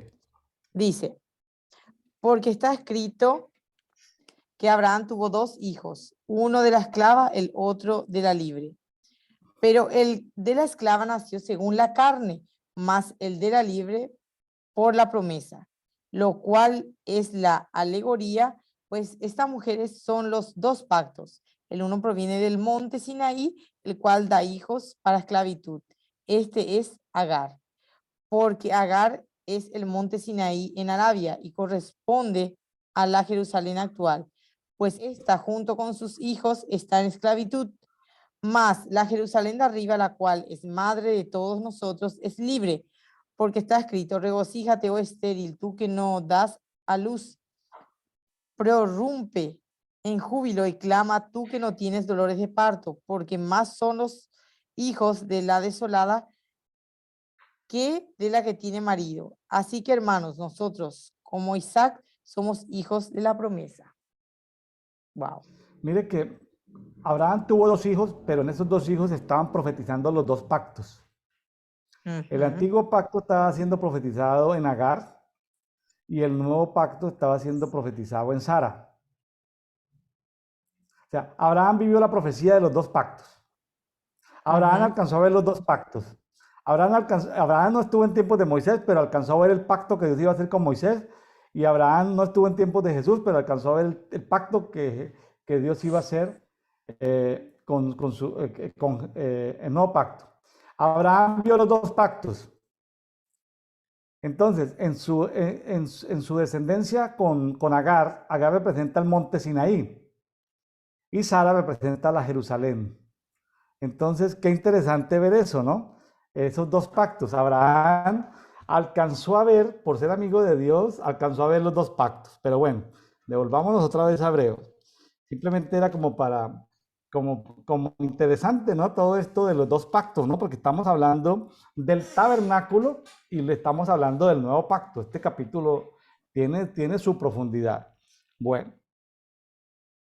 sigamos aquí. Versículo 4 dice, pero es que si estuviera en la tierra, ¿está hablando de quién? Está hablando de Melquisedec, está hablando de Jesús, sumo sacerdote de Melquisedec. Dice, si es que estuviera en la tierra, no sería sacerdote en alguna manera, habiendo aún quienes siguen presentando ofrendas según la ley. Es decir, cuando Jesús vino sobre la tierra, él, a pesar de ser el sumo sacerdote según la orden de Melquisedec, él no vino a presentar ofrendas y sacrificios del antiguo pacto. Él Ujú. era la ofrenda y el sacrificio del nuevo pacto. Amén. O sea, él no iba a tener modus operandi como los sacerdotes del antiguo pacto. ¿Sí? Sí, Es se que es entiende. multidimensional. Él era la ofrenda y el sacrificio del nuevo pacto. Así Él es. también, en otra dimensión, él era el mediador, el testigo, el que reconciliaba a Dios con los hombres a través de ese nuevo pacto, como el testigo. Pero también es el sacerdote que oficia ese nuevo pacto. O sea, Jesús tiene como en las parábolas. En las parábolas a veces nosotros somos los sembradores, a veces somos la semilla, a veces somos la tierra. Entonces, es como muchas dimensiones. Las parábolas son multidimensionales. Es como un cubo, ¿no? En un lado somos la semilla, en otro somos el sembrador, en otros, ¿sí? ¿Qué somos? Los recolectores. Bueno, entonces es interesante ver las diferentes dimensiones que toma Jesús alrededor del nuevo pacto. ¿Vamos bien, Sara? Vamos bien, espectacular, vamos, apóstol. Vamos bien, vamos para el 5. Vamos bien. Los, los cuales sirven, o sea, está hablando de los sacerdotes del antiguo pacto, dice, los cuales sirven a una copia y sombra de las cosas celestiales. ¿Sí? Vamos a Sí, decir que el antiguo pacto era una copia borrosa del nuevo pacto. así es.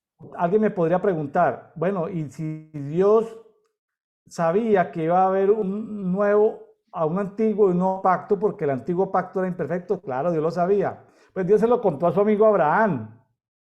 Dios no hace nada sin contárselo a sus amigos los profetas. Dios se lo había contado a Abraham. Abraham ya lo había visto. Y lo vivió, lo encarnó. Uno dice, pero ¿por qué se metió con Agar? Porque Dios necesitaba que Abraham viviera la profecía. Sí. ¿Cierto? Es como difícil de entender, vivir la profecía, pero la Sí. vivió. Y lo que pasa es que de repente para una mente, digámosle, normal, por decirlo así, es mucha profundidad, pero es necesario. De repente encarnarlo y que sea visible es más fácil de entender que contarlo como algo intangible. Y eso es lo que hemos traído aquí en estos 8 capítulos de Hebreos, y es que Hebreos no es suficiente leerlo ni estudiarlo, ni meditarlo. Hebreos hay que vivirlo. Entonces, por eso en Hebreos nos ha tocado esforzarnos un poquito más para conversar, porque Hebreos es vivirlo. Entonces, a Abraham le tocó vivir Hebreos. Abraham fue llamado hebreo.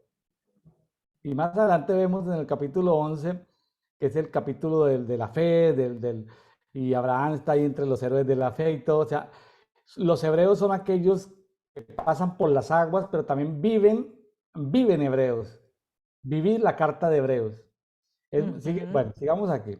Hebreos hay que vivirlo. Entonces, los cuales sirven a una copia y sombra de las cosas celestiales, tal como Moisés fue advertido cuando iba a erigir el tabernáculo. Pues dice, mira, harás todas las cosas según el modelo que te fue mostrado en el monte. En el monte, Abraham vio el diseño del tabernáculo, el atrio exterior, el lugar santo, el lugar santísimo. Sí, Y eso fue lo así que él es. plasmó a través de personas que Dios llenó del Espíritu Sí, Santo, como Besaleel y ya, Aholiab, que sí. Dios les dio el talento como artesanos para hacer, bueno, todos los elementos del tabernáculo. Entonces, aquí aparece una palabra clave en el mundo espiritual, que es la palabra diseño. Hay diseños. En el Antiguo Testamento vemos diseños. En el Antiguo Pacto vemos muchos diseños que se iban a, vamos a decir, que eran diseños del nuevo pacto. A ver, lo primero que ocurrió fue la época del Antiguo Testamento, pero ahí eran sombras, copias, eran diseños. ¿Por qué? Porque era necesario bajar de los cielos, bajar a la tierra esos diseños. Entonces, por Así eso hoy en día en el lenguaje profético y apostólico se habla mucho de los diseños, el sí, diseño de la nación, el diseño de la familia, el modelo en la adoración, es un modelo. ¿Cuál es el modelo? Pues finalmente el modelo, cuando Jesús le dijo a la mujer samaritana hablándole de un diseño modelo, es, mire, no es el lugar, es adorar en espíritu y en verdad. Y eso suena como redundante, que Dios busca verdaderos adoradores. Pues, oye, ¿y es que acaso todos los adoradores no son verdaderos? Lo que pasa es que el adorador verdadero es el que baja los diseños. Los otros son ajá, adoradores, pero no son sí, verdaderos. En el caso, porque el adorador verdadero baja los diseños. Entonces, como Jesús está en nosotros y Jesús en nosotros, entonces Jesús no hace nada que no vea hacer el Padre, ni dice nada que oye al Padre. Entonces, con Jesús en nosotros, cuando nosotros adoramos, ya no adoramos la canción del himnario, sino que adoramos de acuerdo a lo que escuchamos en el mundo espiritual. Ese es otro nivel amén, de adoración. Esos son los que el Padre está amén, buscando. Digamos que el Padre no se así molesta con es. los músicos, pero el Padre sí está necesitado. El Padre no tiene problemas con los músicos de música cristiana. El Padre no tiene ningún problema con ellos. pero el Padre busca y anhela verdaderos adoradores. No es que simplemente es otro nivel, porque ellos producen sonidos y voces y cánticos de acuerdo a lo que están escuchando en lugares celestiales. Así Ahora, es, y eso es es bueno, tremendo, tremendo. es bueno cantar canciones y cánticos cristianos, pero son hechos por el hombre, para satisfacer el alma del hombre. Ajá, Pero eso es música cristiana. El modelo de adoración de que Jesús le planteó a la mujer samaritana era un diseño, el diseño de la adoración celestial. Bueno, sigamos acá, porque el tema no es adoración, pero era un pero ejemplo. me gusta mucho. Era un ejemplo de los diseños, así como el diseño del Sí, tabernáculo. así es, Ahora, el tabernáculo era Cristo. sí, Entonces, lo que vio Moisés fue a Cristo. Pero como Cristo vino y se encarnó, se tabernaculizó entre nosotros, entonces realmente lo que Moisés vio fue la iglesia. Entonces, el cuerpo de Cristo. Entonces, lo que Moisés plasmó fue el cuerpo de Cristo en ese tabernáculo. Así lo vio. Hay un diseño en algún lugar celestial, está el diseño de la iglesia. Pero alguien podría decir, venga, pero cronológicamente Cristo todavía no ha venido por segunda vez, la iglesia es la novia, no se la ha llevado, ¿cómo es que Moisés la estaba viendo? Lo que pasa es que hay dimensiones eternas donde el pasado, presente y futuro no existe. El pasado, presente y futuro existe es en nuestra línea de tiempo. así es. Pero en lugares celestiales hay momentos donde ya somos la esposa.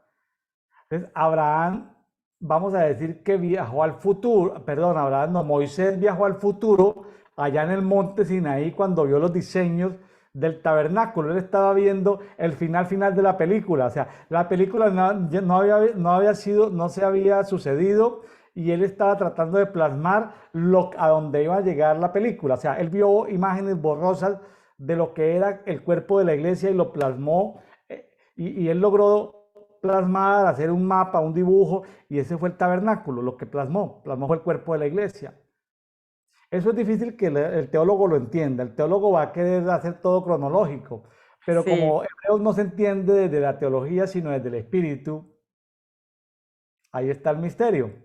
sí, Ahí está el misterio, o sea, está el misterio por lo cual el cerebro de los teólogos explota, porque no logran entender cómo Abraham está viendo una cosa futura. Lo profético es difícil de explicarlo desde la teología, porque ¿cómo va a haber alguien del futuro? O sea, si el Señor le mostró a Isaías 140 años antes el exilio, entonces pero ¿cómo va el futuro? Inclusive Isaías vio a Ciro y ni siquiera ha llegado, ni siquiera Babilonia había llegado a gobernar y ni siquiera había visto, ni siquiera se sabía quién iba a ser Nabucodonosor y ya 150 años antes Isaías vio a Ciro. Y luego nuestro amigo Jeremías vio a Babilonia y vio el castigo de Babilonia y vio la llegada de los medos y persas. Es decir, lo profético es un viaje al futuro para volver al presente. sí, ¿Me hice entender, la verdad. Sara? Sí, Entonces te entendí. ahí vamos, Sí, ahí vamos, ahí vamos en eso. Entonces dice que en el 5, los cuales sirven a una copia y sombra de las cosas celestiales. Bueno, ya quedó claro, vamos con el 6. amén. Pero ahora, 8:6, estamos en Hebreos 8:6. Sí, Pero amén. ahora ha obtenido un sacerdocio sacerdotal o un ministerio sacerdotal. Ahora sí vamos a entender cuál fue ese ministerio sacerdotal, porque los sumos sacerdotes de la orden de Aarón trabajaban de pie, pero él trabajando sentado. Entonces vemos que es un trabajo diferente. Es un trabajo que le Ujú, trae reposo. Es un trabajo que está sobre un trono. Es un trabajo que habla ya de un viaje que hizo del antiguo pacto al nuevo pacto. Dice, ese es el nuevo trabajo que él tiene, un trabajo superior. En el 8:6, por cuanto también es mediador de un mejor pacto, el cual está basado sobre mejores promesas. Él es el mediador, ¿sí? El Melquisedec es un intercesor, es el que reconcilia al Padre con la humanidad, ¿sí? Es el trabajo del intercesor, él vive siempre para interceder, ¿no? El sacerdocio es interceder. Está sentado a la diestra Así de es. Dios, intercediendo, intercediendo todo el tiempo. O sea, está mediando por un nuevo pacto. Pero, pero, pero entonces, si hay un mediador en el nuevo pacto, también hubo un mediador en el antiguo pacto. En el antiguo pacto sí estaba Moisés, estaba Aarón, las tribus, seguramente que habían ángeles en regiones celestiales, de pronto no hubo testigos, estaba el Padre, Jehová Sebaot de los ejércitos. Pero ¿quién fue el mediador del antiguo pacto? Porque el mediador del antiguo pacto fue el dedo de Dios, pero el dedo de Dios era la preencarnación de Dios. Y la preencarnación de Dios era lo que se conoce como el ángel de Jehová. Entonces, el ángel de Jehová, que era Jesucristo preencarnado, fue el mediador del antiguo pacto. Jesucristo preencarnado fue el mediador del antiguo pacto, el ángel de Jehová. El dedo de Dios hizo las tablas. Las tablas fueron escritas por el dedo de Dios. Ahora, en el nuevo pacto es mismo Jesucristo, pero ya no como el ángel de Jehová, sino como Melquisedec, el sumo sacerdote del nuevo Ujú. pacto, el mediador, el que está sentado en un trono al lado inclusive nosotros como iglesia vamos a estar también ahí sentados porque somos parte del cuerpo de Él. Son muchos temas y son muchas dimensiones y por eso es la complejidad de poder ir como hablando de cada parte de ese cuadro completo, pero Él es mediador de un mejor pacto, pero ese es el ministerio de Él. No es estar matando ovejas y matando bueyes y quemándolas y llevando ofrendas. No, no, porque Él hizo una ofrenda solamente una vez y para siempre. O Para sea, siempre. la ofrenda fue única, no son ofrendas y ofrendas y ofrendas. Vemos que la gente pecaba y pecaba y pecaba y transgredía y transgredía y transgredía. Entonces, para que el pueblo no llegara a niveles de corrupción muy altos, se presentaban, para eso se institucionalizaron las fiestas y para eso se ofrecían ofrendas y sacrificios. Entonces los sumos Así es. sacerdotes era ese cansancio de ofrendas y sacrificios para que los pecados fueran perdonados, pero ahí estaba la repetición de la repetidera. En cambio, con Jesús solamente hubo un sacrificio una vez y para siempre. Así es. Una buena ofrenda que era él. Una Una única mega ofrenda. ofrenda, una única ofrenda. El unigénito Hijo, pero fíjese que la ofrenda del unigénito Hijo, al morir fue poderle llevar muchos hijos al Padre. O sea, la ofrenda no fue solamente entregar su vida, la ofrenda también fue poder llevar muchos hijos para el Padre. O sea, el Hijo llevó a otros hijos. Nuestro primogénito, nuestro hermano mayor, llevó a muchos hermanos. Por Así eso es. leíamos allá en Salmo 22 de que él hablará en la congregación de los hermanos. ¿Te acuerdas? Salmo 22 lo que Sí, leíamos así ahora. es. O sea Sí, que él es el hermano mayor de los hermanos, pero él es el hijo que lleva a muchos hijos también como ofrenda para el Padre. Qué interesante ver todo esto, ¿no? Bueno, sí, súper interesante y es wow, porque te abre la mente. Realmente tenés que predisponer tu mente y entender, pero es tan maravilloso lo que hizo Dios. ahora, esto de Hebreos hay que primero procesarlo en el espíritu para luego Ajá, sacarlo a la mente. así es. Porque él deseaba, porque el nuevo pacto tiene que ver primero con el corazón y luego con la mente. El nuevo pacto, el antiguo pacto era hacerlo a base de repetición de la repetidera, o sea, lo anunciarás en la mañana, en la tarde, en la noche para que no se te olvide, pero está por fuera. Lo colgarás, lo pondrás, ¿sí? En cambio, en el nuevo pacto está en los pensamientos de la mente, pero están los sentimientos del corazón. Pero para llegar a la mente, primero tiene que llegar al espíritu, pasar por el corazón y luego pasar a la mente. El nuevo pacto son leyes puestas en nuestro espíritu que las sentimos en el corazón y que las pasamos a la mente como pensamientos. Entonces, cuando el sentimiento de la mente, el pensamiento de la mente se une con el sentimiento del corazón, por lo que sale de nuestro espíritu, por el Espíritu Santo, entonces es el nuevo pacto. Entonces ahí por eso es que se dice que cuando entramos en ese nuevo pacto ya no necesitamos que nos enseñe. Entonces, Sara me va a preguntar qué estamos haciendo nosotros aquí enseñando. Lo que pasa es que podemos ser hijos de Dios, pero no haber entrado en el nuevo pacto. Mientras Ujú. necesitemos maestros, es porque todavía Es porque Cristo ya entró en nosotros. Chévere, paso número uno. Pero paso número dos es que nosotros entremos en Cristo. Cuando nosotros entramos en Cristo, ya no necesitamos maestros, porque es el Wow, Espíritu de Cristo dentro de nosotros. Pero wow, sigamos, realmente. este Hebreos es una cosa, es un asunto muy profundo. Así Dice, es. dice el versículo 7, porque si aquel primero, está hablando del antiguo pacto, hubiera sido sin defecto, no se hubiera procurado lugar a un segundo. Estamos en el 8:7, es decir, el Sí, primer pacto tuvo faltas. ¿Cuál fue la falta? ¿Sabe cuál fue la falta? Uno dice, pues que el pueblo fue desobediente. Es válido en una primera instancia. Pero ¿sabe cuál fue la falta? La falta del antiguo pacto era que Cristo no se había tabernaculizado en la carne en nosotros. Es decir, el pacto seguía estando por fuera. A Israel le tocó un pacto donde la ley estaba por fuera.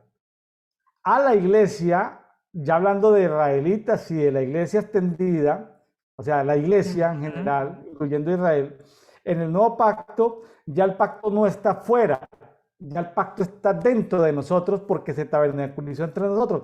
Entonces, ese era el defecto del antiguo pacto, que Cristo no estaba encarnado en nosotros. O sea, Cristo no estaba encarnado en los israelitas. Ese fue el defecto del antiguo pacto.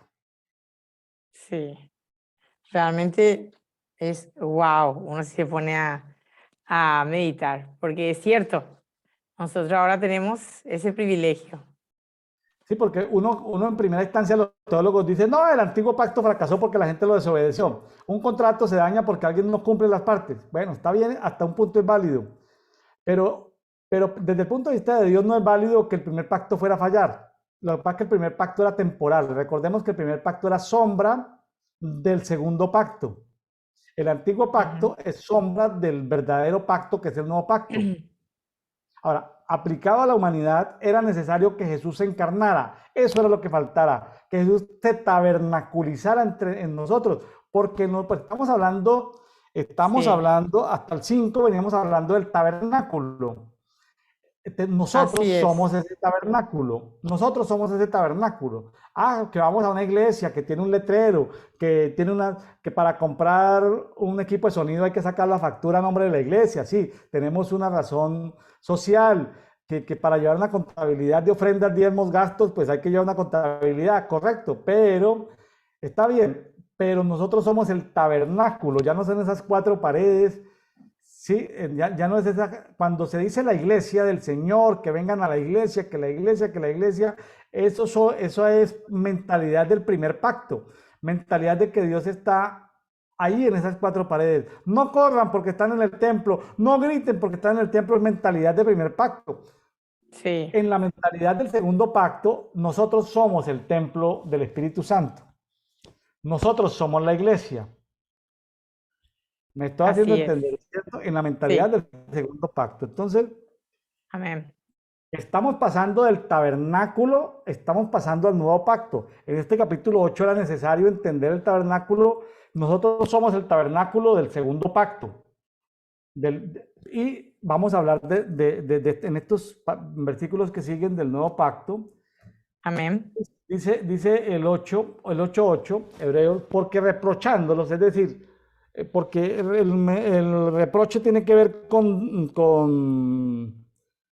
el reproche tiene que ver con una palabra dura, ¿sí? Dice, he aquí vienen días, dice el Señor, en que estableceré para la casa de Israel y para la casa de Judá un nuevo pacto, Así es.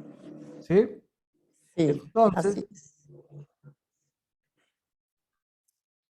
y luego dice, si quieres, Sara, por favor, busca Jeremías 31 y lee, por favor, Jeremías 31 del 31 al 34. Mire que esto es pura coincidencia que estemos hablando de Sí, Jeremías y de Hebreos. Pero, pero Dios en Jeremías profetizó el nuevo pacto. Jeremías 31 del 31 al 34. Jeremías 31 al 34. 31, a ver, 31 al 34. Sí.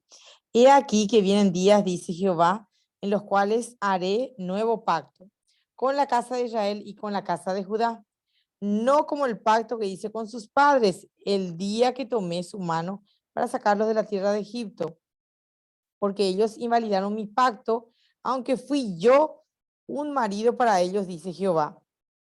Pero este es el pacto que haré con la casa de Israel. Después de aquellos días, dice Jehová, daré mi ley en su mente y la escribiré en su corazón.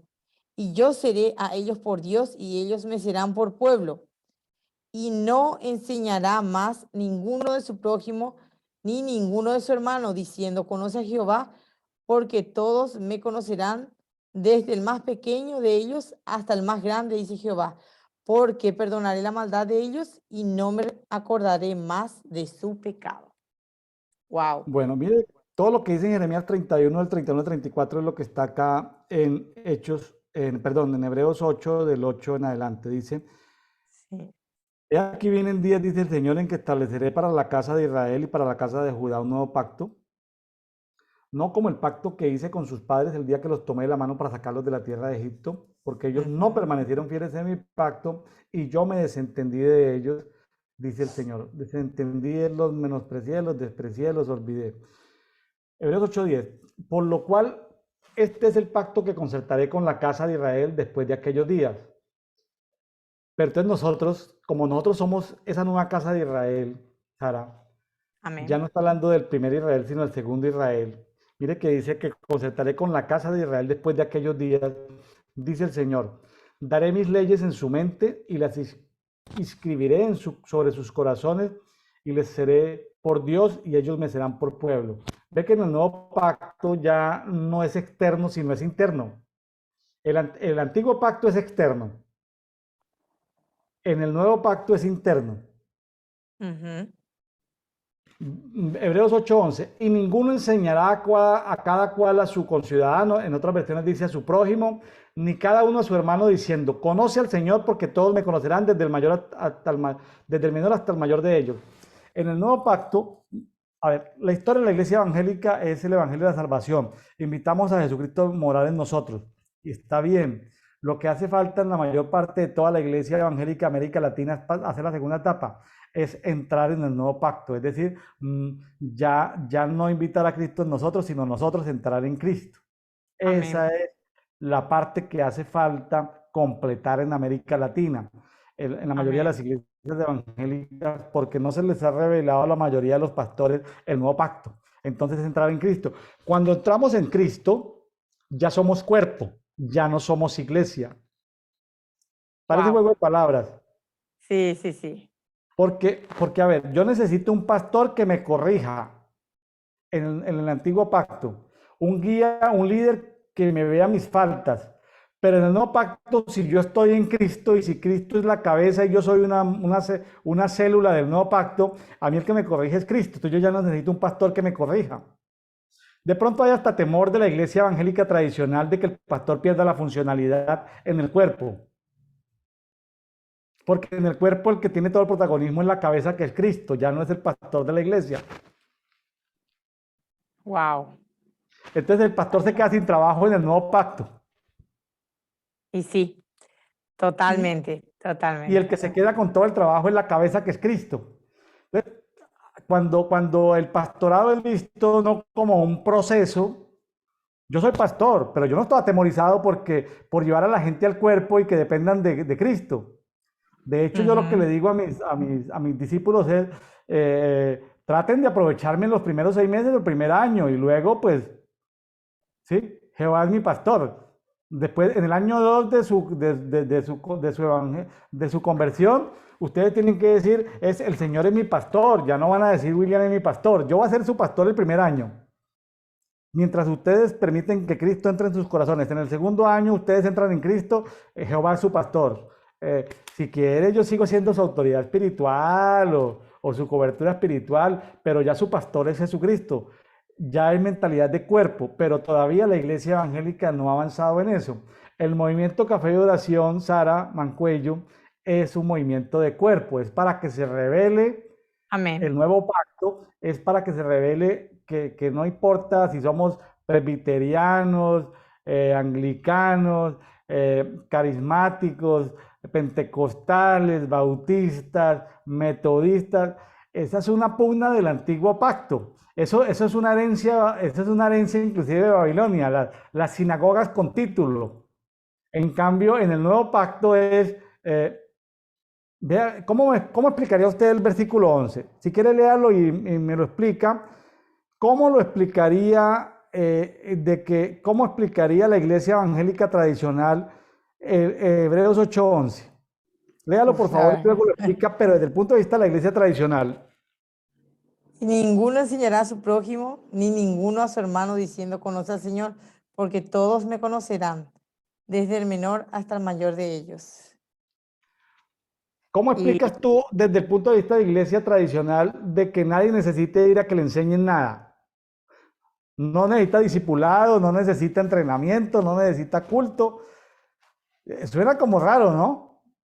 sí, yo creo que dirían ellos que iba a llegar un tiempo donde, según lo tradicional, pero me va a costar más interpretar la forma tradicional porque mi mente no está tanto, en la tradicional no entra tanto. em, de decir que Dios ya se va a encargar de todo. Es decir, que cada uno sepa lo que tiene que saber y el resto ya se queda así.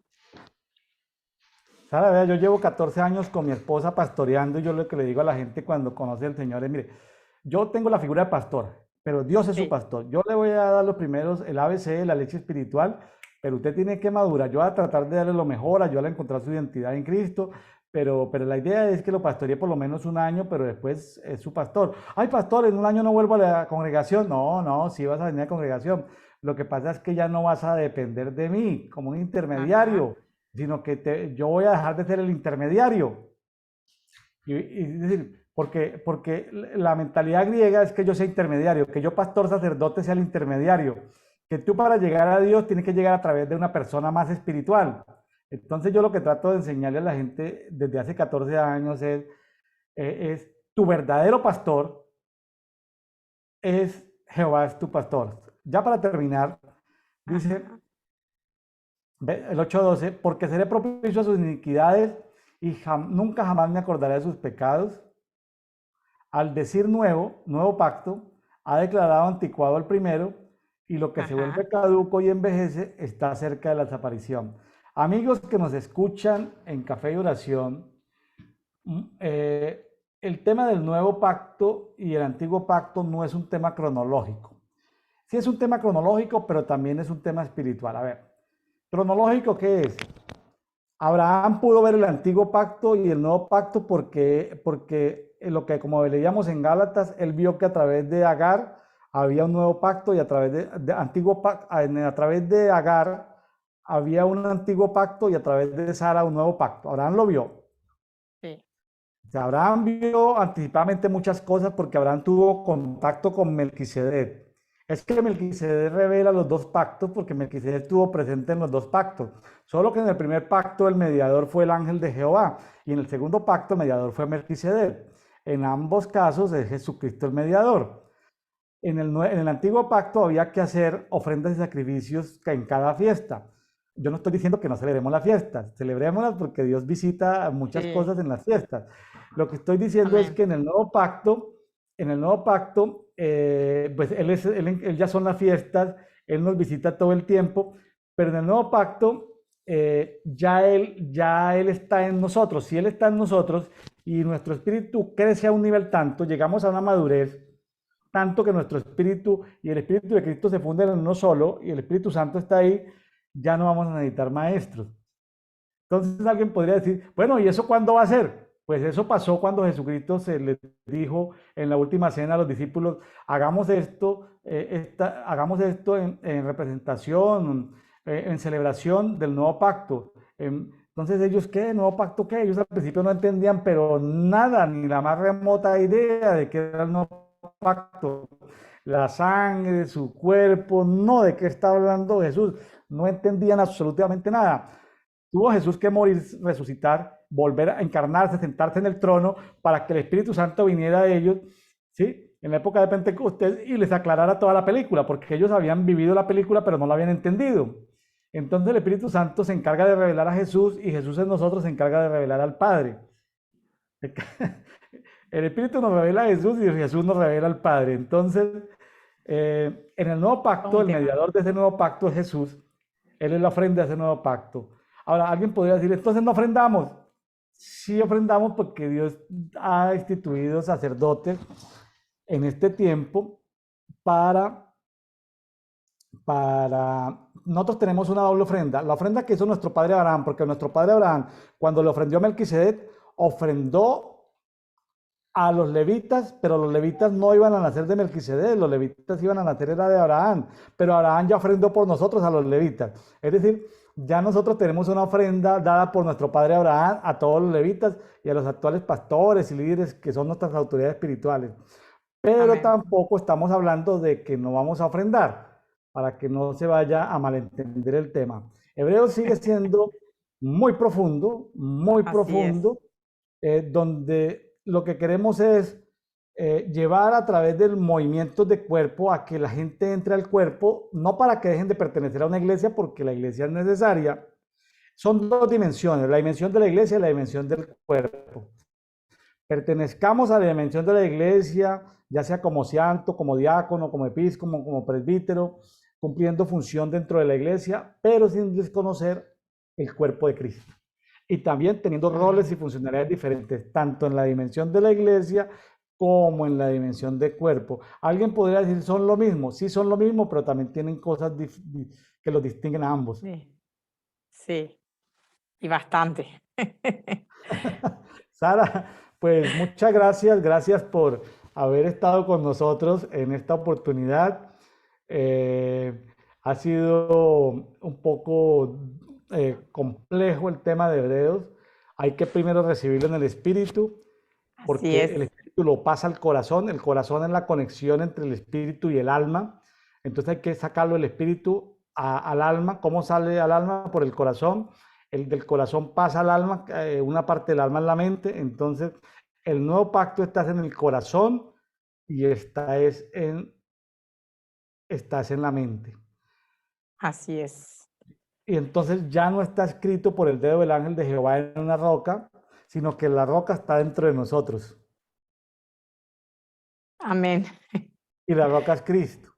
Pero ya la Amén. roca está dentro de nosotros. Pero nosotros también estamos cimentados sobre la roca. Entonces son como muchas caras de la... Es como muchas dimensiones de todos estos temas espirituales que estamos tratando. Entonces cuando se habla de dimensiones espirituales, no se asuste, simplemente es ver a Cristo en el antiguo pacto, verlo en el nuevo pacto, mediando en ambos pactos. Y lo que le faltaba al nuevo pacto. Ahora, ¿sabe? Usted me va a preguntar, Pastor William, ¿cuándo se le reveló? No, hace muy poco se me reveló yo siempre había creído que la falta del antiguo pacto era la desobediencia o el incumplimiento, así como lo interpretan todos los comentaristas y teólogos, que era la desobediencia, pero hace poco se me reveló de que la falta era que Cristo no se pudo tabernaculizar en Israel.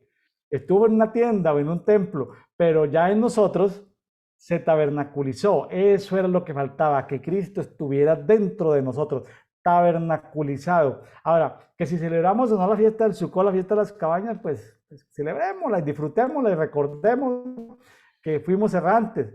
En el antiguo pacto éramos errantes, pero hagamos el símil con el nuevo pacto, de que en el nuevo pacto no somos errantes.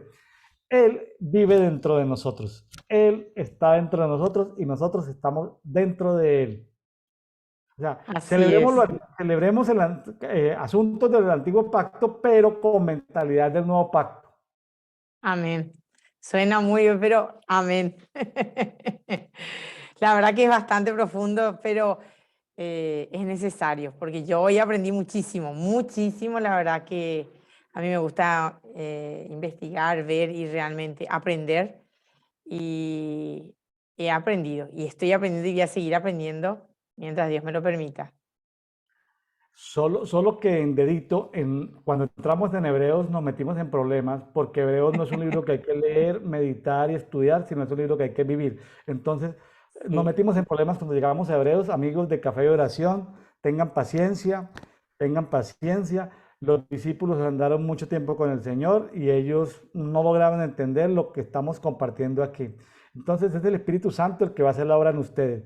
Ahora, si usted tiene Amén. dudas, inquietudes, simplemente diga, Espíritu, esto que hablaron yo no lo entendí. Pues lo mismo le pasó a los discípulos. Ellos esperaron el tiempo de Pentecostés, fueron llenos del Espíritu Santo. Entonces, clámenle al Señor para que lo llene por el Espíritu Santo y luego estas cosas se le van a hacer supremamente sencillas y elementales. O sea, lo que hoy es difícil, tranquilo, después de la llenura del Espíritu Santo y caminar en esa madurez y en esos niveles de gloria, entonces es que vamos a poder vivir el libro de Hebreos. Amén. Así es, Ese la fue el verdad que problema en el que bastante. ese fue el problema en el que nos metió Hebreos, en el que no nos metió Jeremías. Aunque Jeremías habló del nuevo pacto, pero Jeremías no nos metió en el problema de vivir el nuevo pacto. En cambio, Hebreos nos metió en el problema de vivir el nuevo pacto. El libro que nos metió en el problema de vivir fue Hebreos. Hebreos es el libro que lo vives o no lo entiendes. Si no lo vives, no lo entiendes. Entonces los teólogos normalmente, como no entienden, como no viven hebreos, no lo pueden entender, no lo pueden comentar, no lo pueden practicar, no lo pueden vivir. Se quedaron en el tema de iglesia y no han avanzado al tema del cuerpo. Bueno, amigos de Café de Oración, muchas gracias por estar con nosotros. Hemos estado en este par de horas. Que Dios los bendiga a ustedes, nos bendiga a nosotros. Sara Mancuello, muchas gracias. Un placer como siempre, apóstol, ¿verdad? Y vamos a estar acá expectantes, ¿verdad? De lo que Dios trae. Y bueno, cuando se dé otra oportunidad, acá vamos a estar presentes. Bueno, Sara, muchas gracias por haber estado en Hebreos. Sorprendente Hebreos porque nos obliga a vivir. Así es. Bueno, nos tocaba Hebreos, pues, ¿qué le vamos a hacer? Los demás libros pues no tienen ese nivel de vivencia como Hebreos que nos obliga a vivir para entenderlo y para comentarlo. Así es. Entonces, pues, de todas maneras, muchas gracias. Dios les bendiga, Dios los guarde. Nos vemos el día de Amén. mañana con Hebreos capítulo 9. Amén. Bendiciones.